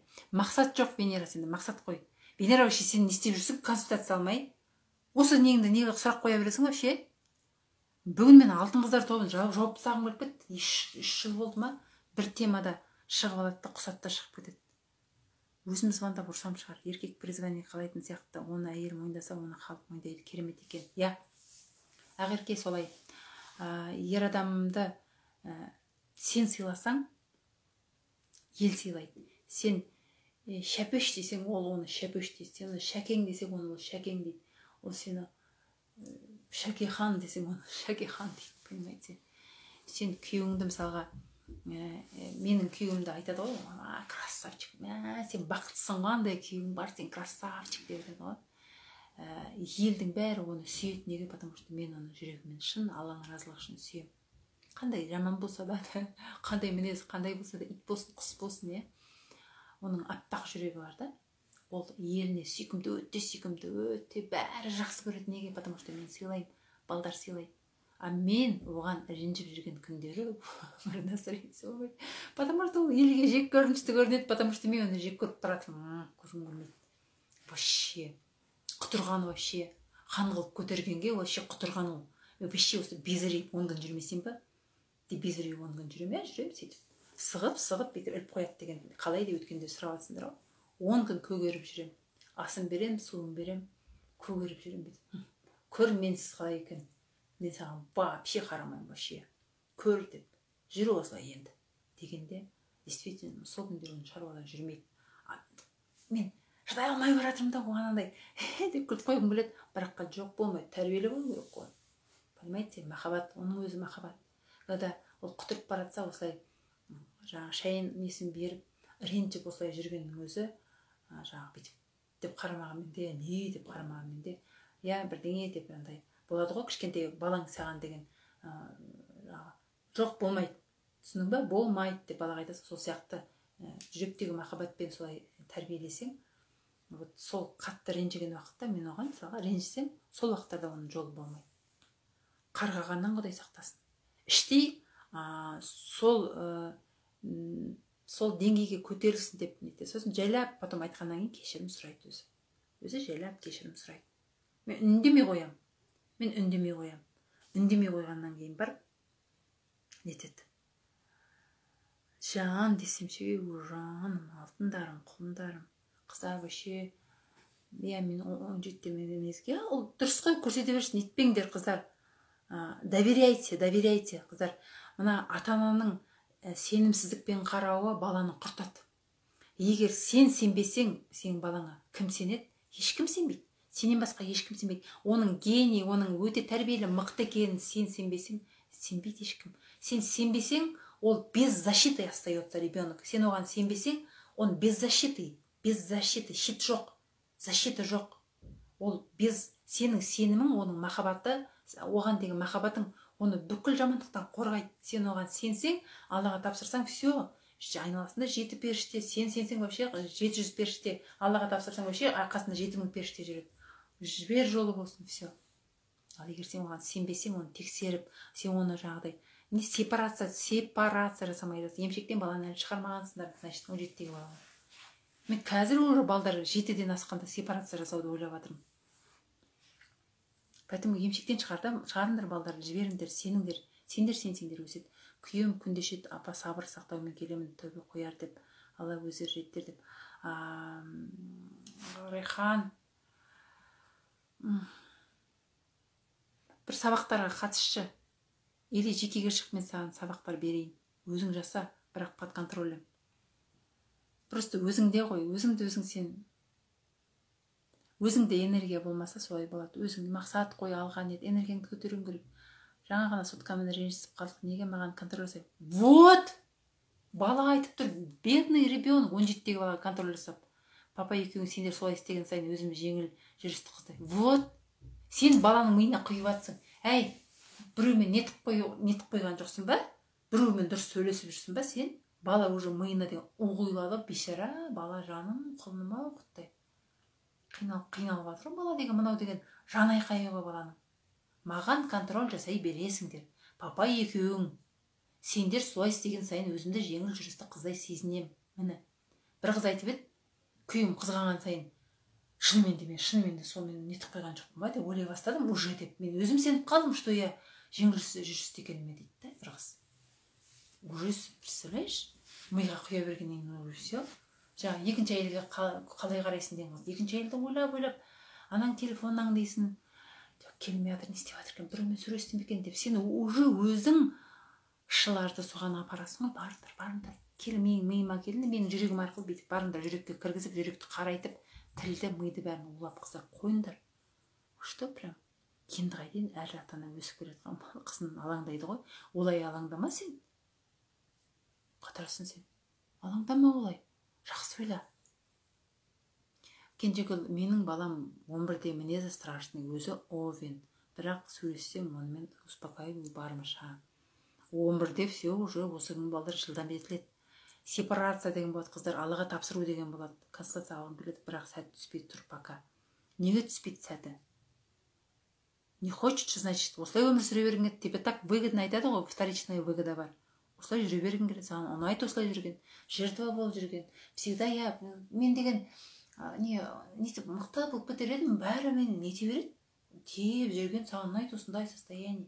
Ты не хочешь вот так? Өмірін қолың алғың келмейді, қимылдағың келмейді, сосын осылай жүре бересің. Все, решайся, болды, бүгіннен бастап мен мықты боламын, прям решись. мен ренжіп жүрмін, көңіліме қарамайды, естімейді. Потому что сенің Раушан Гули, потому что сенің оған влияниең жоқ. Сенің ренішің оның атмосферасын былай қозғамайды, да? Сен и так оған деген өміріне влиять етпей жатсың, значит. Значит, сенің энергияң оның өміріне нетпей жатыр. Ол сенің қабағыңнан энергия алмай жатыр. Ол бір баяғы бүйтіп жүрген Раушан әлі бүйтіп жүр. Бүйтіп жүретіңіз. Понимаете? Көздеріңді ашып, еркелеп, бірге шай ішіп, сенсіз шай іше алмайтындай болу керек қой. Сондайға жетіңдер, қыздар. Ол үшін қандай техника жасаймын демеңдерші. Аллах тағалам мен сүйкімді әйел болайыншы деп айта берші. Сосын қимылдаңдар, бастарыңды жиі жуыңдар, суға жиі түсіңдер, үйің таза ұста, энергетиканы көтеріп жүр. Балама кешірім жазуыма бола ма, қатты сөз айтып едім бір ай бұрын. Жазба, сөйлес шеш өзің. Ты просто поговори бір ай бұрын.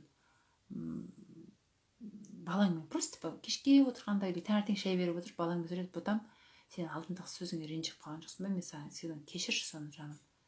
Сонда баланың несі, рухы өседі. Сен бас көтерерсің, үлкені ме, кішісі ме, қайсысы? Сосын қыздар, бүйтіп айтушы болмаңдаршы. Анау қыздарға ана бөпеңе қара деп қыздарды еркек қылып жібермеңдерші. Сосын ұлдарды деген нетпеңдерші. Анау наоборот ұлдарға айтыңдар, ана қыздарға қарап қой. Сен жігітсің ғой деп қойыңдар.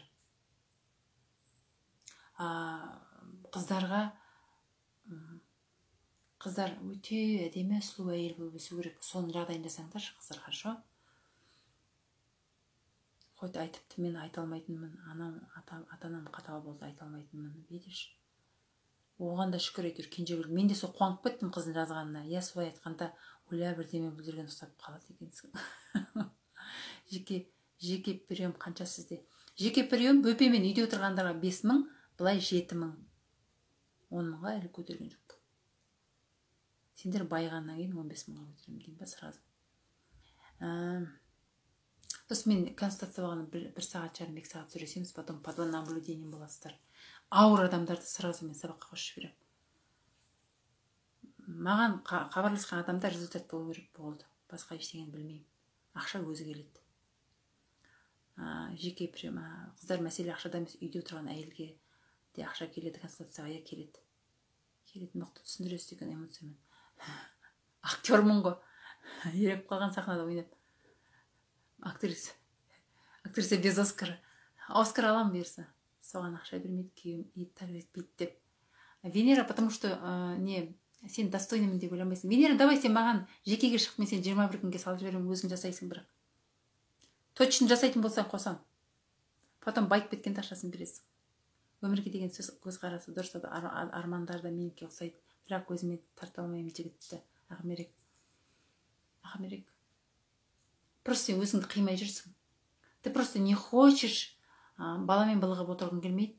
Сен өзің сондай қандай адамсың ғой. Интеллектуальный адамсың ғой. Майрагүл, мен вообще сен үйде тұрады деп ойлаған жоқпын. Әлі таңғалады бір подружкам. Әлі таңғалады. Қалай сен отырсың үйде? Сен вообще даланың адамсың ғой деп. Даланың адамы болсаң, мына эфирге деп кіріп отқанын айтса отыра бермеймін бейде.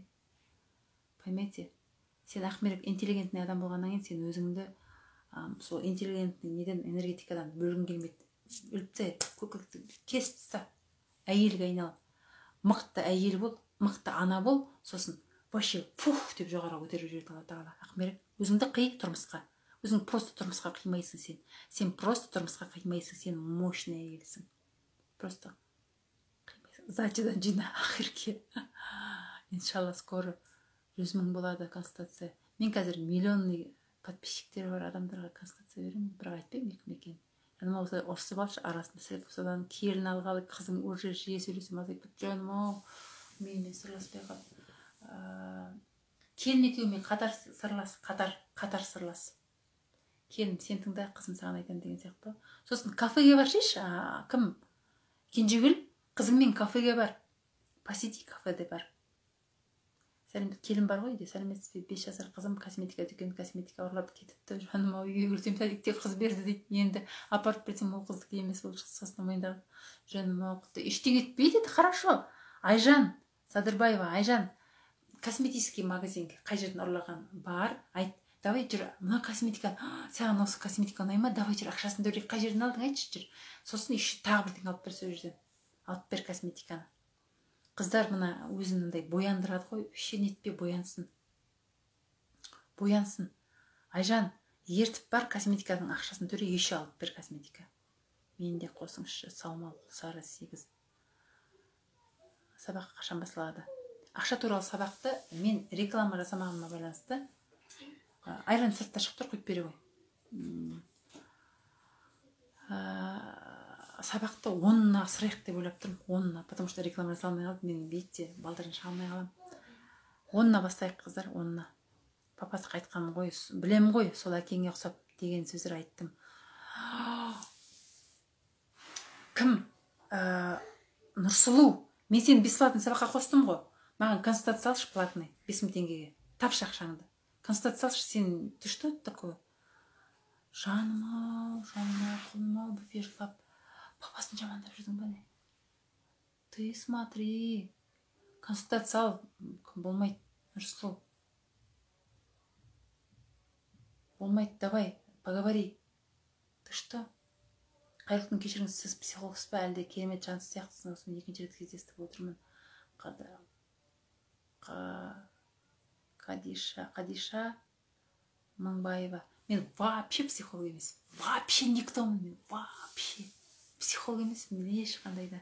Мен просто адамның жүрегін сезем болды. Мен жүрекологпын. Жүрекологпын мен. Просто мен адаммен сөйлескенде жүрегін сезем болды. Адам айтып жатқан кезде, баяғыда 2002 жылы бір ер адам менімен сөйлесіп тұрып, мен оған бірдеңелер айтқан уақытта, оның жүріп жүрген әйелін көрдім, әйел адам жүріп жүрген бір баласы бар. Көріп тұрып бірдеңе айтқан кезде, ну и железная логика у тебя, деді. У тебя интуиция и железная логика, я так думаю. Мен ол адам айтқасын нетпеймін. Андай қасиет бірдеңе дейді, оны білмеймін енді, ол бар, жоқ, бірдеңе деген адамның бәрі қасиетті ғой. Бірақ мен адамды чувствую, и, не знаю, интуиция и логика, кажется, работает. Рахмет жаным, жақсы көрем сізді. Ақмерек түсіндің ғой, қи өзіңді. Сен өзің просто сондай интеллигентный адамсың ғой. Сол неден сен образдан шыққың келмейді. Мен деген осылай интеллигент болмағандықтан масқара конференцияға қатысып, самый лучший доклад, первое место, актриса өстіп, тырнағыма дейін крем жағып жүрген адам, мен вообще бәрін тастап баланы бағып, үйдің унитазы бәрін күштеп жуып, бетім жуымасам да унитазым жуып сөйтіп. Ничего, өлген жоқпын. Одан сайын өсесің одан. Парызымыз ғой ана бол. Алланың алдында ұрпақ тарату. Өздеріңді қиыңдар, қыздар. Мен сағынып қалдым сіздерді, сабақтар сет жоқ ауылда болып. Келін шай берісіп келдім, молодец. Сабақтарды оқып отыр едім, молодец. Мөлдір. Оны мақсатқа қасайыншы қыздармен бірі жазып жүрейінші. Қыздар, оның барлығын менің немде жоқ қой, уақытым болмайды ғой, оны мақсатты өткізуге. Әлде бастайын ба, оны мақсатты ырысқаным өткіз деген, давайте өткізейік оны мақсатты. 15-не бастайық оны мақсатты. 10 күншілік оны мақсатты 15-не бастаймыз. Бір нәрсені бастаймын аяғына дейін жеткізбеймін, кітап оқысам да аяқтамаймын, жаттығу жасап аяғына дейін жеткізбеймін. Нормально, потому что ты женщина. Бәріміз сондаймыз, біз топаспыз сондай. Қызылшыл бейтіп, деп бастаймыз да, тастаймыз. Почему менде курс, менде марафон емес, почти курс қой, бір ай, 2 ай, 3 ай ұстаймын, потому что адамдар көтерілгі, мен аламда ұрсамай, қыздар. Мынаны орындамасаңдар, мен қазір группаны жауып тастаймын, қыздар, деп жабырлап жаза бастайды. Ешін тұр мынау, деп ұрсам кейде. Потому что нормально, сен женщина, я тоже такая, Шолпан, не переживай. Не одна ты такая. Мен де солай папам қайтыс болғанда балдарым тақылып, жандарым ау, мен де ағым келесім сөйлескім. Давай, ұлжан. 40-қа келгенде папам мен әлі жылап жүрмін ғой. Кішкентайынан қалғасы, конечно, жылайсың. Мен әлі жылаймын папам саған. Соны бүгін ғана ойладым. Ол қазір салонда жұмыста, сол шайға шақырып оңаша сөйлесу керек. Я? Вообще проблема айтты. Күлкілі бірден айт, болашақ айтындар, дәптер ручка алып, мақсаттар жазыңдар. Вообще. Аналитика мықты. Солай енді аналитический ум, логика и интуиция деп ойлаймын. Болды. Сол работает, мен никакой не психолог, жүрекологпын мен. Аватар жазып қойған жүреколог деген мощный екен дейсің. Оны да болады, сабақ туралы айтыңызшы. Қалай болады дейсің ғой, иә? Ақшаны мен айта беретін боламын осылай енді. Қалай нетеді, қайдан келеді, қалай болады, оны нету керек, энергияны көтерген не істейміз, бәрін айта берем. Практика жасау керек болады. Ақша табу үшін ақшаны табатын табыс көзін кәдімгідей шегелеп жазып, менің қабілеттерімді есіңе түсіріп, сондай істегім келіп тұр. Содан кейін бір айлық не бар ғой, шығын, соның қайсысы шығын дұрыс, қайсысы дұрыс емес, және неден үнемдеу керек, неден үнемдемеу керек, тағы жазатын. Сосын практикалар істеймін. Мен сіздерге қазір айтайын, көздерің жұмыңдар, барлығын көздерің жұмыңдар.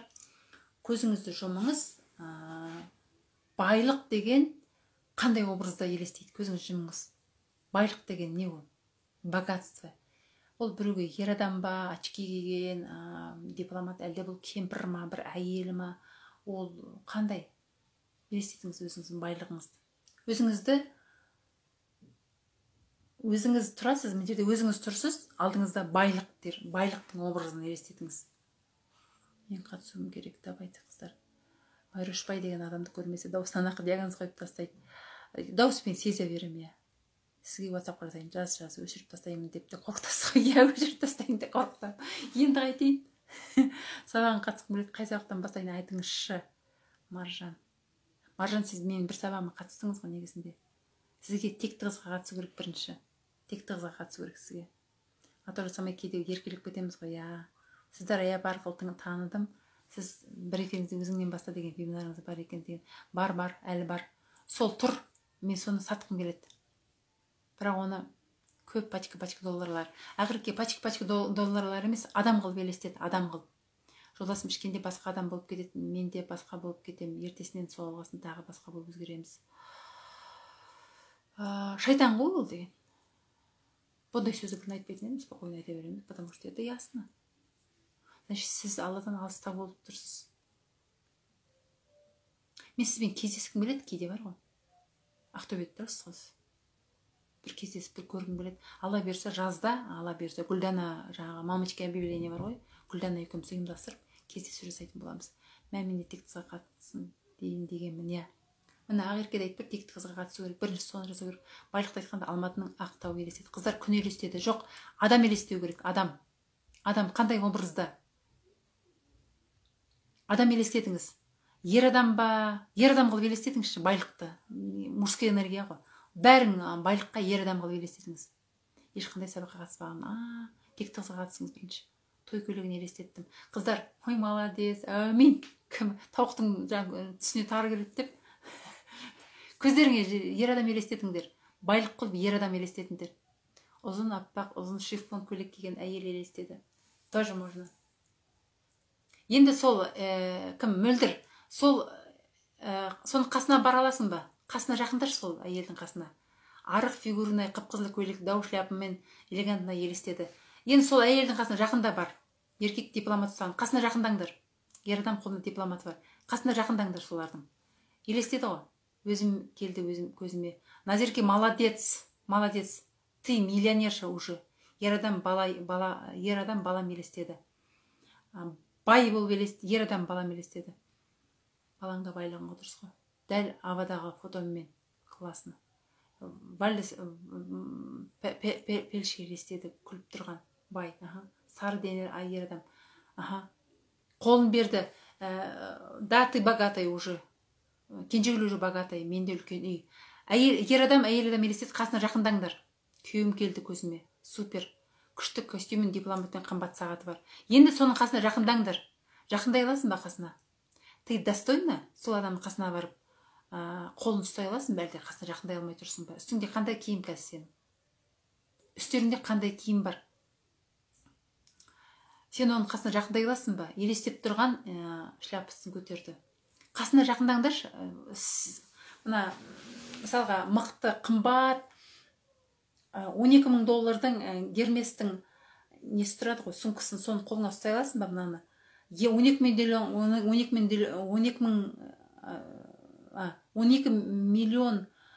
доллар тұратын сумканы былай ұстай аласың ба?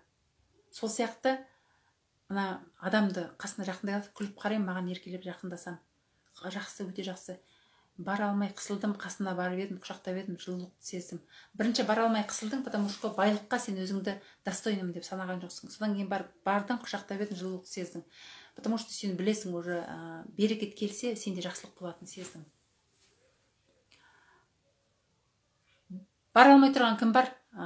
Слишком сықылып тұрған адам, что-то қасына баруға, ол ер адам бәрібір мені танимы, танымаймы? Вообще мені қарамайды шығар деп. Я тұрайыншы, көрейінші деп, мен де жоқ тұрайын деп айта аламын. Шляпа көтерген әйелдің қасына бара аласың ба? Сіздің энергия келсін деп. Бай адамдардың қасына барып тұрып сөйлесе аласыңдар, вообще ештеңе елестете алмаймын, неге екен. Шолпан, сары машина дегенде көзіңе сары машина келе ме, Шолпан? Өз-өзіме қалай жақындаймын?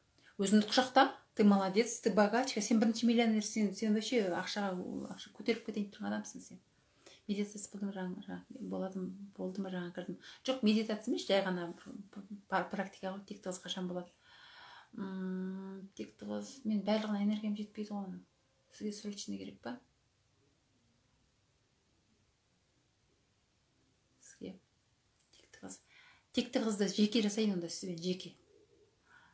Тек қарап тұрмын, жақындамадым. Жақында, Нұрсұлу жақындашы.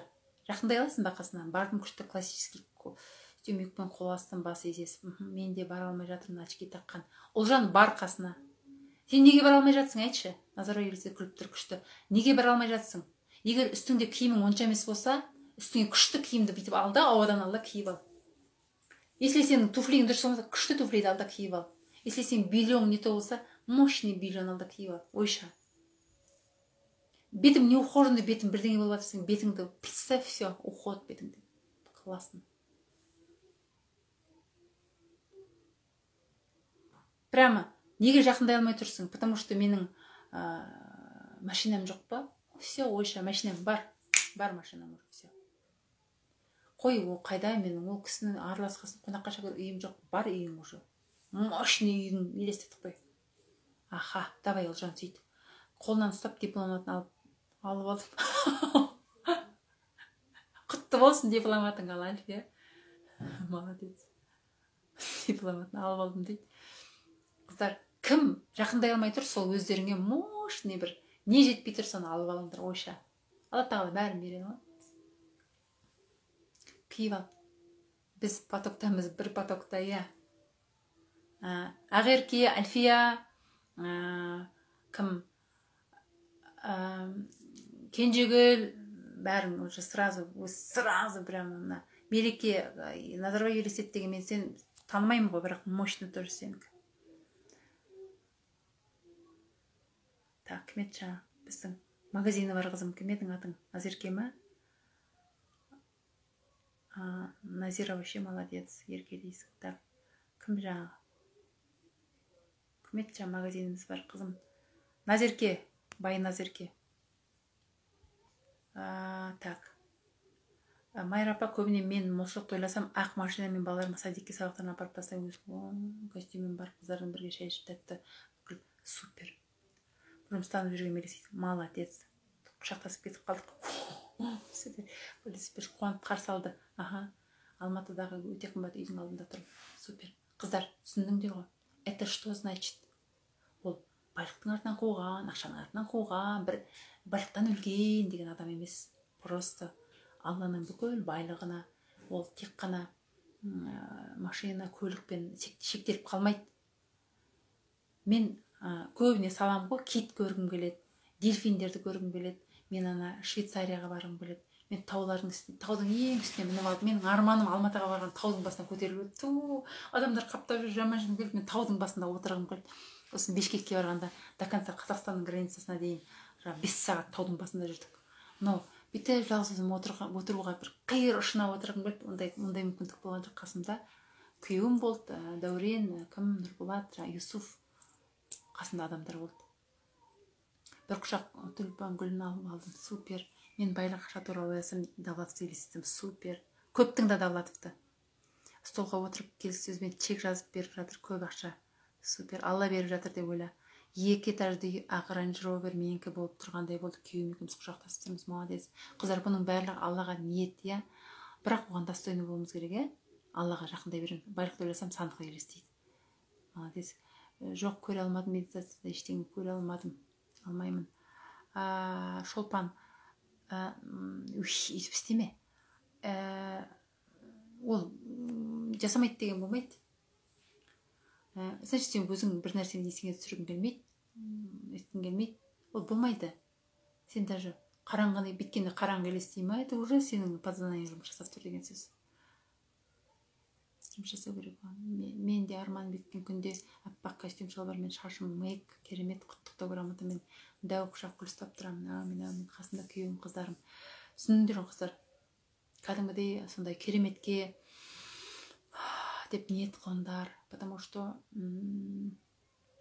байлық көп қой. Қара костюмде еді, қасында барғанда аппақ костюм болып кетті. Молодцы, қыздар. Осы тұрғанда біз деген сабақ өтіп жатырмыз. Бесплатный сабақ әлі де жасаймын мен. Маған не жалко. Мен ешбір сабақ оқымастан, ешқандай нетпестен осылай жүрдім өмір бойы. Мен кішкентай кезімде Samsung деген үлкен арты бүйтіп жатқан телевизор болды. Соның коробкасы тұрады. Сол коробканың ішінде ақша толып тұрған елестетемін. Ақша жауып, соның коробканың ішінде толып тұр. Соны сандықтың аржағына жинап қоямын. Біздің үйде көп ақша бар деп сөйтіп ойлаймын. Бүйтіп болашағымды елестетемін. Өзімнің түрімді қазіргі, мен өзім көзім кішкентай болды. Үлкен осындай қыз көретінмін. Мен сонда ертең андай боламын ба деп. Понимаете? Поэтому ниет оның барлығы. Аллах тағала сол ниеттің бәрін жеткізеді. Бірақ ешкімнің алдында ақталмаймыз. Ақтала берсек өспейміз. Не тер едім мен, ана енем сондай, бүйтер едім, күйеуім сондай, бірдеңе деп, ол өскісі келмейді адамның әңгімесі. Ақталмаймыз ештеңеден. Ешкімді кінәламаймыз. Ешкімді критиковать етпейміз, осуждать етпейміз, өсектемейміз ешкімді. Оның барлығы өсек деген бүкіл 70 кедейліктің 70 есігін ашып, вообще жер тырнап қаласың. Поэтому адам өсектемеңдер, адам сөйлемеңдер. Сосын ақталма, не осуждай, не обсуждай и не обвиняй, кінәлама. Соны жасамаңдар. Өсек айтпаңдар, өтірік айтпаңдар, көп сөйлеп отырмаңдар. Энергияларыңды тек қана сол неге жақсылыққа жұмсаңдар. Үйді жинапсаңдар, кітап оқыңдар, балашаға, жақсы ой, жақсы адамдар, вип неге көтеріліңдер. Я жетесіз, Қаратайда машина елестейді. Супер елестесін. Елестетіндер барлығы. И соған амал жасаңдар. Мен қазір сағат қарап жіберейін. Ал қыздар, мен акция айтып жіберейін, 1 сағат жарым болыпты ғой. Акция айтып жіберейін, былай қылайық. 10-нан бастайық, 5000 теңге деп қойып қойдым. 5000 теңге деп қойып қойдым. 5000 теңге төлеген қыздар ренжімесін, потому что ол бай қыздар сразу төлеп тастады. 5000 теңге төлеймін десең, төлей беріңдер қазір. Мен мына қыздар ақша төлеп жатады ғой, артығынан төлеп жатады біреу. Мен бесплатно қосып атамын ғой бір қыздарды. Жоқ, қойыңызшы, мен төлеймін. Қазір мына ақшасын салып жіберемін, содан мен салам, вы что, бай болады. Мен қатты қуанамын, маған ақша түсіп жатқасын қуанбай. Мен оның ертең бай болатынына біліп қуанамын да, бай болатынына қуанамын да, потому что ол білет. Бұл біреудің энергиясын, біреудің Алла берген қуатымен, уақытын оған бөліп атқан, біліп, ақшасын төлеп атқан адам обязательно бай болады. Поэтому міне бүгін 6-ма 7-8-і 3000-нан төлеп қосылыңыздар сабаққа. 9-10-на қайттан 5000 болады. Давайте вообще мощный жұмыс жасайық, кәдім толық жұмыс жасайық. Мен мындай видеомен емес, аудиомен айтамын. потому что видеомен тыңдауға ұзақ уақыт таппайсың, істемейсің. Бір қысқа мен ана 21 күндік сияқты тапсырмалар беретін боламын. Короткий, бірақ істейтін. Хорошо? Так, маған жымиып қарап тұр ғой, красавчик миллионер жігіт, мен де әдемі жымидым, күйеуім естіп қалмасын деймін ба. Күйеуін қылып жіберші, бүйтіп ойша. Күйеуін қылып ауыстырып жібер. Хорошо, күйеуін қылып ауыстырып жібер. Мен, например, мысалы, мен күйеуімнің түрін білесіңдер ғой, қандай екен? Ол түрі ондай болған жоқ қой, түрі оның. Вообще түрі бұрынғы түр, мен бір күн салам. Азекеңнің несі полный өтсін, менде бар оның. Көзіне ненің күрішкісін салып, бүйтіп отырған, ең бірінші маған кездескендегі түрін сендер көрсеңдер, қандай болды. Қазір қандай? Жүрегі өте ақ адам да. Жүрегі өте аппақ адам. Оның өзі де іші сондай тұнып тұрған творческий адам ғой. Я ему поверила, и он вырос, да.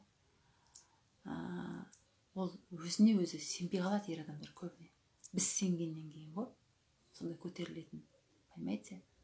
Поэтому сен күйеуіңді сондай миллионерге айналдырып жіберде, ойла, он станет миллионером. Қандай әйелдер қиналады? Ер адам артында тұрған әйелдер қатты қиналады. Алла қинайды, потому что ер адам алдында тұрған адамдар вообще қиналмайды. Я могу и не работать. Я могу и не работать вообще. Ол тауып келеді қалайда. Сондай болу керек. Жұмыс жасамай отырып алыңдар. Ол тауып келеді. Табыңдар ақшаны тауып, жұмсап, осылай көрсетіңдер. Это могу работать. И могу не работать. Мүмкін мен түсініксіз сөйлеп отқан болуы мүмкін. Бірақ, знаете, Алладан тілесең барлығына жетесіңдер. Афиша бар ғой парақшада. Бар. Сіздің бірде-бір сабағыңызға қатысып көрмеппін. Жаңадан келгендерге қатысуға бола ма? Конечно болады. Менің де күйеуім түрі қазір басқа, әдемі болып кетеді, ер адам. Әйел сенгеннен түрі әдемі болып кетеді. Айырылысқаныма 20 жыл болды. Күйеуге шыққым келеді, бірақ жігіт жоқ, не істейтін. Кім? Жамиля 76. Мына Маржан екеуіңіз тектозға қатысыңыздаршы. Сіз тазарту керек, ана жігітті бұрынғы күйеуіңізден тазаруыңыз керек. Әрине қыздар қатысыңдар, ауызға салып шайнап бере тұршы. Мен істемеймін, 15 жыл болды. Жанар. Жаса. Әйтпесе не болып кетесің? Деградация болып кетесің, өзін жек көріп кетесің. Для удовольствия жаса. Азамат ағаны айтамын ғой, Амайра апа. Не деп? Қайда айтып жатсың? Көрмей қалдың ба? Не деп айтып жатсың?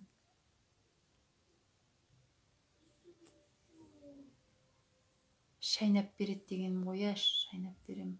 Қайтайын енді. Салмасов, сізді көптен тыңдап жүрмін. Көп жылап қалам дейсің ба? Көп жылап қалам, жүрегім ойсырап тұрады, шүкірлікті айта аламын, бірақ өзіме келе алмай жүрмін. Не болды ал? Не болды? Неге жылап жүрсің? Не болып қалды? Жаза. Ұрсайық саған. Басында қызғанып жұмыс істетпеді. Үйде отырып істейді, далаға шықпай үйде істей жүрші. Жүріп бастағанда көзі сығыр болады, қазір әпәдем. Қорқытып қалды, көзін бақырайтып жүрдің ба не? Деп қорқып көзі үлкен болып кетті ма? Сәлем, Альбина қарайсың. Жаным, Альбиночка келді ғой. Текті қызға қалай қатыссақ болады? Текті қызға адам. Текті қызға нетіндер, Маржан, Жамиля, текті қызға 2 күнді қосайын, жеке жұмыс жасайын. Келе жатқан мейрамыңызбен. Әумин, бірге болсын жаным. Құтты болсын. Мен миллиардер болсам, барлығыңа 10 мыңнан ақшалақтар жібередім. Сол ойым, мыслені бәріңе 10 мыңнан ақшалақтар жібердім, қыздар. Если бы я была миллионерша, мен барлығын 10 мыңнан ақшалақтар жібередім. Тексті қашан бастаймыз? 2 адам болдық па? 2 адам болдыңыздар, Бастаймыз. Екіңіз жекеге шығыңыздар, бастаймыз. Кәдімгідей, әйтпесе болмайды, жинау керек. Тағы текті қыз қанша? Текті қыз, менің сабақтарым бәрі 7 мыңнан аспай тұр ғой, асырмай тұрмын ғой. 7 мың жан. 7 мың, бірақ онымен кәдімгідей сол группада шай отырасың ғой. Шай 7 мың. Шайға 7 мың теңге төлейсің. Сіз миллионершісіз ғой, так, мен жүрегім миллионер, менің жүрегім. Ол миллиондаған ақша Сіз миллиардер болсаң, мен бірге болсын, мен миллионер болайыншы. Сен триллионер бол. Неге сен миллионер болуың керек? Балназерке, триллионер бол сен. Қатырасың сен. Қызым ажырасқан 7 жыл болды, әлі жүр, баласы менде, күйеуім 7 жыл қолау, күйеуім. Соған жылап жүрсің ба не? Неге жылайсың? Оны жылағасын солай бола береді. Жылағаннан кейін қуат кетеді, Алла қуат бермейді ғой. Сосын төбеңе шайтан мініп алады, сосын не болады? Берекет кетеді. Зачем ты так делаешь? Аллаға сенбейсің ба не? Аллах тағала керемет әлем өмірге әкелетінін білмейсің ба не? Триллионершісіз ғой дегенім ғой, жаным. Осы Альбина вообще сен деген мына қыздар, мына мен қаншама қыздарым бар, осы соның ішінде мына Альбина вообще мышление, богатство, масқара осы қызда. Сен мышление, богатствоны ары қарай дамытшайшы, миллионер болшайшы, істеп жүрсің сен. Бірақ сен чуть-чуть көтеріліп жатсың, өзің келеді өзі, соған жетесің. Давлатовтан сабақ ал. Давлатовтан. Жоқ, Давлатовтан алмашы, кімнен алшы? Шамиль Әлеудиновке ақша жинашы. Шамиль Әлеудиновтың сабағына ақша жина. Мен соны ниет қылып қойдым. Шамиль Әлеудиновтың сабағына онлайн қатысам, Давлатовтың 14 күндік ыстық көлге барам деп ниет қылып қойдым. Альбина триллионер болайықшы, кімге қатысшы? Шамиль Әлеудиновке қатыс, сосын бізге жүргіз. Біз қатысайық саған. Ниет қылыңдар, қыздар, қуыңдар осылай, қуып армандаңдар. Сол қыздар, Ақтөбе облысына Қобда Орал тас жолы жабық дейді. 20 минут в секунду не болып жатыр дейді, бұрқасын. Ал, дала боран дейді. Тындық сияқты. Сол қыздар, ал бай болу оңай, бай болу өте оңай. Мына жер бай болу керек. Байым боп тұрып, бұрынғы 4 жыл жүрген жігітімен сөйлесіп қойдым, енді ілініп жүрмін, не айтасыз? Құдайдан мақтап кешірім сұра. Күйеуің де өте жаман. Күйеуің аман болсыншы. Мынау деген өте масқара, абыройы төмен түсіп, ер азаматың өте жаман, өте скор күйеуімді вдохновить етіп жатырмын, скор жеміске, молодец. Сол деңгейдесің, сол ғой айтқан. Бірақ ана триллионерді нетіп, Шамилден сабақ алуға ниет қылшы, разы болсын. Әумин, ол кәсібі өсіп келеді, супер. Өзіңе нет, өзіңе, давай, өзіңе нет. Так бұрыннан бері сөйтіп жүрсің ғой. Арыстан 76. Аллерген психолог. Анадам андай, мынадам андай, андай, чмо, бірдеңе деген аллергия болады. Бәрін қабылда, қандай. Қолтық сасып жатса да, таван сасып жатса да, мұрнынан бұғақ тұрса да, жеркенбе ешкімне жеркенбе. Сондай жағдайға түспей өзің өмірден өтпейсің, Құдай сақтасын, поэтому жеркенбе. Мен жаңа қызымның тағдыры алаңдатып отыр. Бұрынғы жігітпен сөйлескенде, ладно, енді сөйлесіп қойдың, бірақ енді менде бір жағдай болды. Bir қызымыз бұрынғы жігітіне не болған ғой? Обиды қалып қойған ғой. Соны ол жігіт бұл тұрмыс құрып бірнеше балалы болып, күйеуі абыройлы бастық болып өмір сүріп жатыр. Бац, сол күйеуінің жұмысқа тұрған ғой, анау баяғы жігіт. Енді мынау в шоке, как я притянула его деп. Сол консультация алды, таптық не екен, шештік. Поэтому Алладан кешірім сұра. Ол ер адам, Аллах тағала қателесіп кетіп қосты деп тұрсың ба сен оған? Аллах тағала сені өзің қосылу керек адамға қосты. Ана адамнан сені құтқарды, зачем сен еще ілінесің? Поэтому Алладан кешірім сұра, мына күйеуіңді өсір. Мына қыздар жазып жатыр ғой. Неге жазып жатыр? Потому что олар білді неге екен. Күйеулердің абыройларын көтеріңдер, қыздар. Майрапа, мен Давлатов тыңдап бастасам, ішім пысып тұрғандай сезініп шығып кетем. Не себеп, или просто установка етіп қойып алғанмын ба? Былай мөлдір. Это твои блоки, просто ты не хочешь. Сен байлыққа жеткің келмейді, тебе так удобно, сен осындай болып жүрген, саған вторичный выгода дейді ғой, сондай бар. Сен өскің келмейді. Сен өсуден қорқасың. Значит, у тебя есть блок. Сен өсуден қорқасың. өсіп кетуден қорқасың, сен байлықтан қорқасың, значит. Потому что Довлатовты ұнатпау деген это не? Это твои блоки просто. Оны тыңдамасаң, сен оны қоя тұр да, Довлатовты тыңдап көр. Еще кого могу? Раяпаны тыңда, мышление богатства өсіргің келсе. Гүлшат Баубек дегенді тыңдашы. Гүлшат Баубек. Мақытты қыз, вообще мощный. Қыздар жігіт дегенді айтайыншы, неге соларды терпейді, ерждайды. Керісінше жігіт кезінде оларды қинау керек. Олар тексеру керек, достойный он или нет деп. Я. Довлаттың акценті ұнамайды, менде солай ма? Көкіректерің бар, соныкі ғой. Көкіректерің бар ғой. Саған бәрі ұнау керек просто да. Сенің сүзгінен өтпей жатыр да, көкірек бар ол, содан болады. Потому что Довлатов деген елдің бүкіл әлем мойындаған адам болғаннан кейін, егер ол адам сізге ұнамай тұрса, значит әлі көкірек бар сіздерде. Сабақты қатсайын, но результат болмайды, алығып кетемін бе? Өзгергің келмейді просто, солай жүре бергің келеді. Жалқаусың просто. Мақсатың жоқ, потому что мақсат қой. Ішкі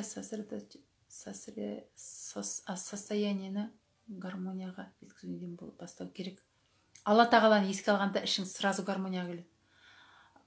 Ла илаха иллаллах, Алла, Алла, я Алла, Алла, қуат бергір, я Алла. Астағфиру, Алла тағалам, я Алла тағалам бергеніне шүкір, Алла. Сразу успокоится. Мә Довлатовты қалай тыңдамай жүрсіз? Міне, қыздар в шоке. Мейрамыңызбен апай бақытты болыңыз. Мен қыздар, бақытты болыңдар барлығың. Ал енді почти 2 сағат сақтамай қойып жүрер. Пока қыздар, акция мен жазам бұйырса.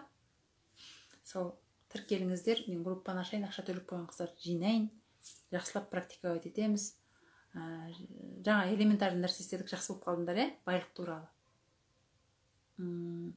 Ақша өсіп, уровень сознания өседі ғой. Қазір мысалға саған 100 мың келіп тұр, 200 мың, 300 мың тұр, оны да айтам, қалай өсу керек. Сетевыйға кіріп едім, вроде мощный спикерлер тыңдадым, прямойдан Довлатовты тыңдадым, күшті түсіндім, бірақ жұмысын өсіре алмай жатырмын, түсіндіре алмаймын.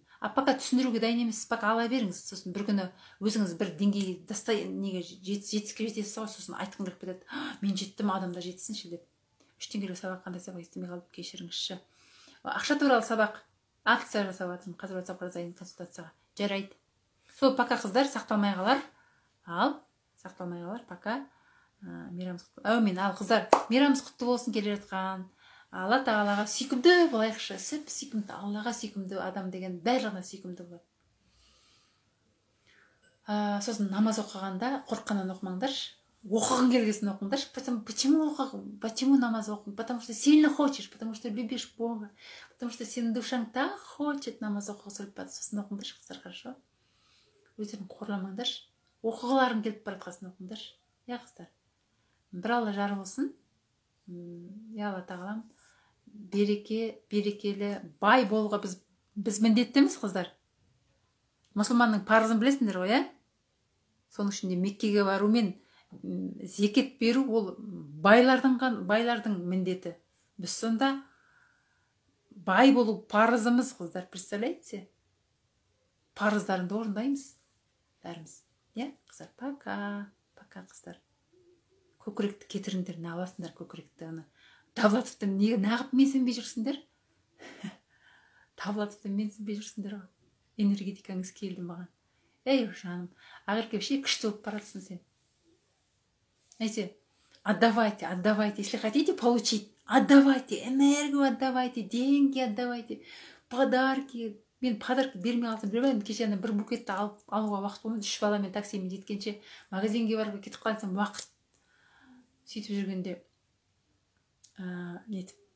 букет алып бармадым. Бірақ сыйлықтар көп берілді, енем берді, бүкіл тойға шашу, подарканы да береді, азамат жүргізді, күшті әртістер әкелді. Соның өзінде мен біртүрлі болып қалдым да. Берем қала берсе оғанда. Күшті болып қалдым. Мен де күшті болып қалдым, қыздар. Сіздермен сөйлесіп күшті болып қалдым. Адам үшін жаратқан Алла тағала. Сондықтан бір-бірімізге осылай рухани, Аллаға жақындауға, рухани бай болсақ өмір. Шаңына жетпей жатып, Довлатов менсінбей емес айтам. Довлатовтың тырнағына татымайды дейтін деген біз кем емеспіз. Бізде адам бір давлат жасаған ісіне қарағанда біздегі вообще просто мұрнымыз шұқып отқан адамдармыз ғой. Соны давлат етіп менсінбей жатқан көкірек қой просто. Көкірегі бар адам бай болмайды, тастаңдар, неғыласыңдар. Давлат тыңдаңдар, Шамиль Әләудинов тыңдаңдар. Анау андай, мынау мындай демеңдер. Ну, бывает иногда мындай негатив беріп тұрған адам тыңдамаңдар. Қыздар, в общем, негатив болған жерде қашыңдар. Берекет қашады, иә? Ал бісміллә сақтайын, сақтаңыз деп жатыр. Назира құп болады, сақтаймын, ала берсе. Пока. Мейрамымыз құтты болсын.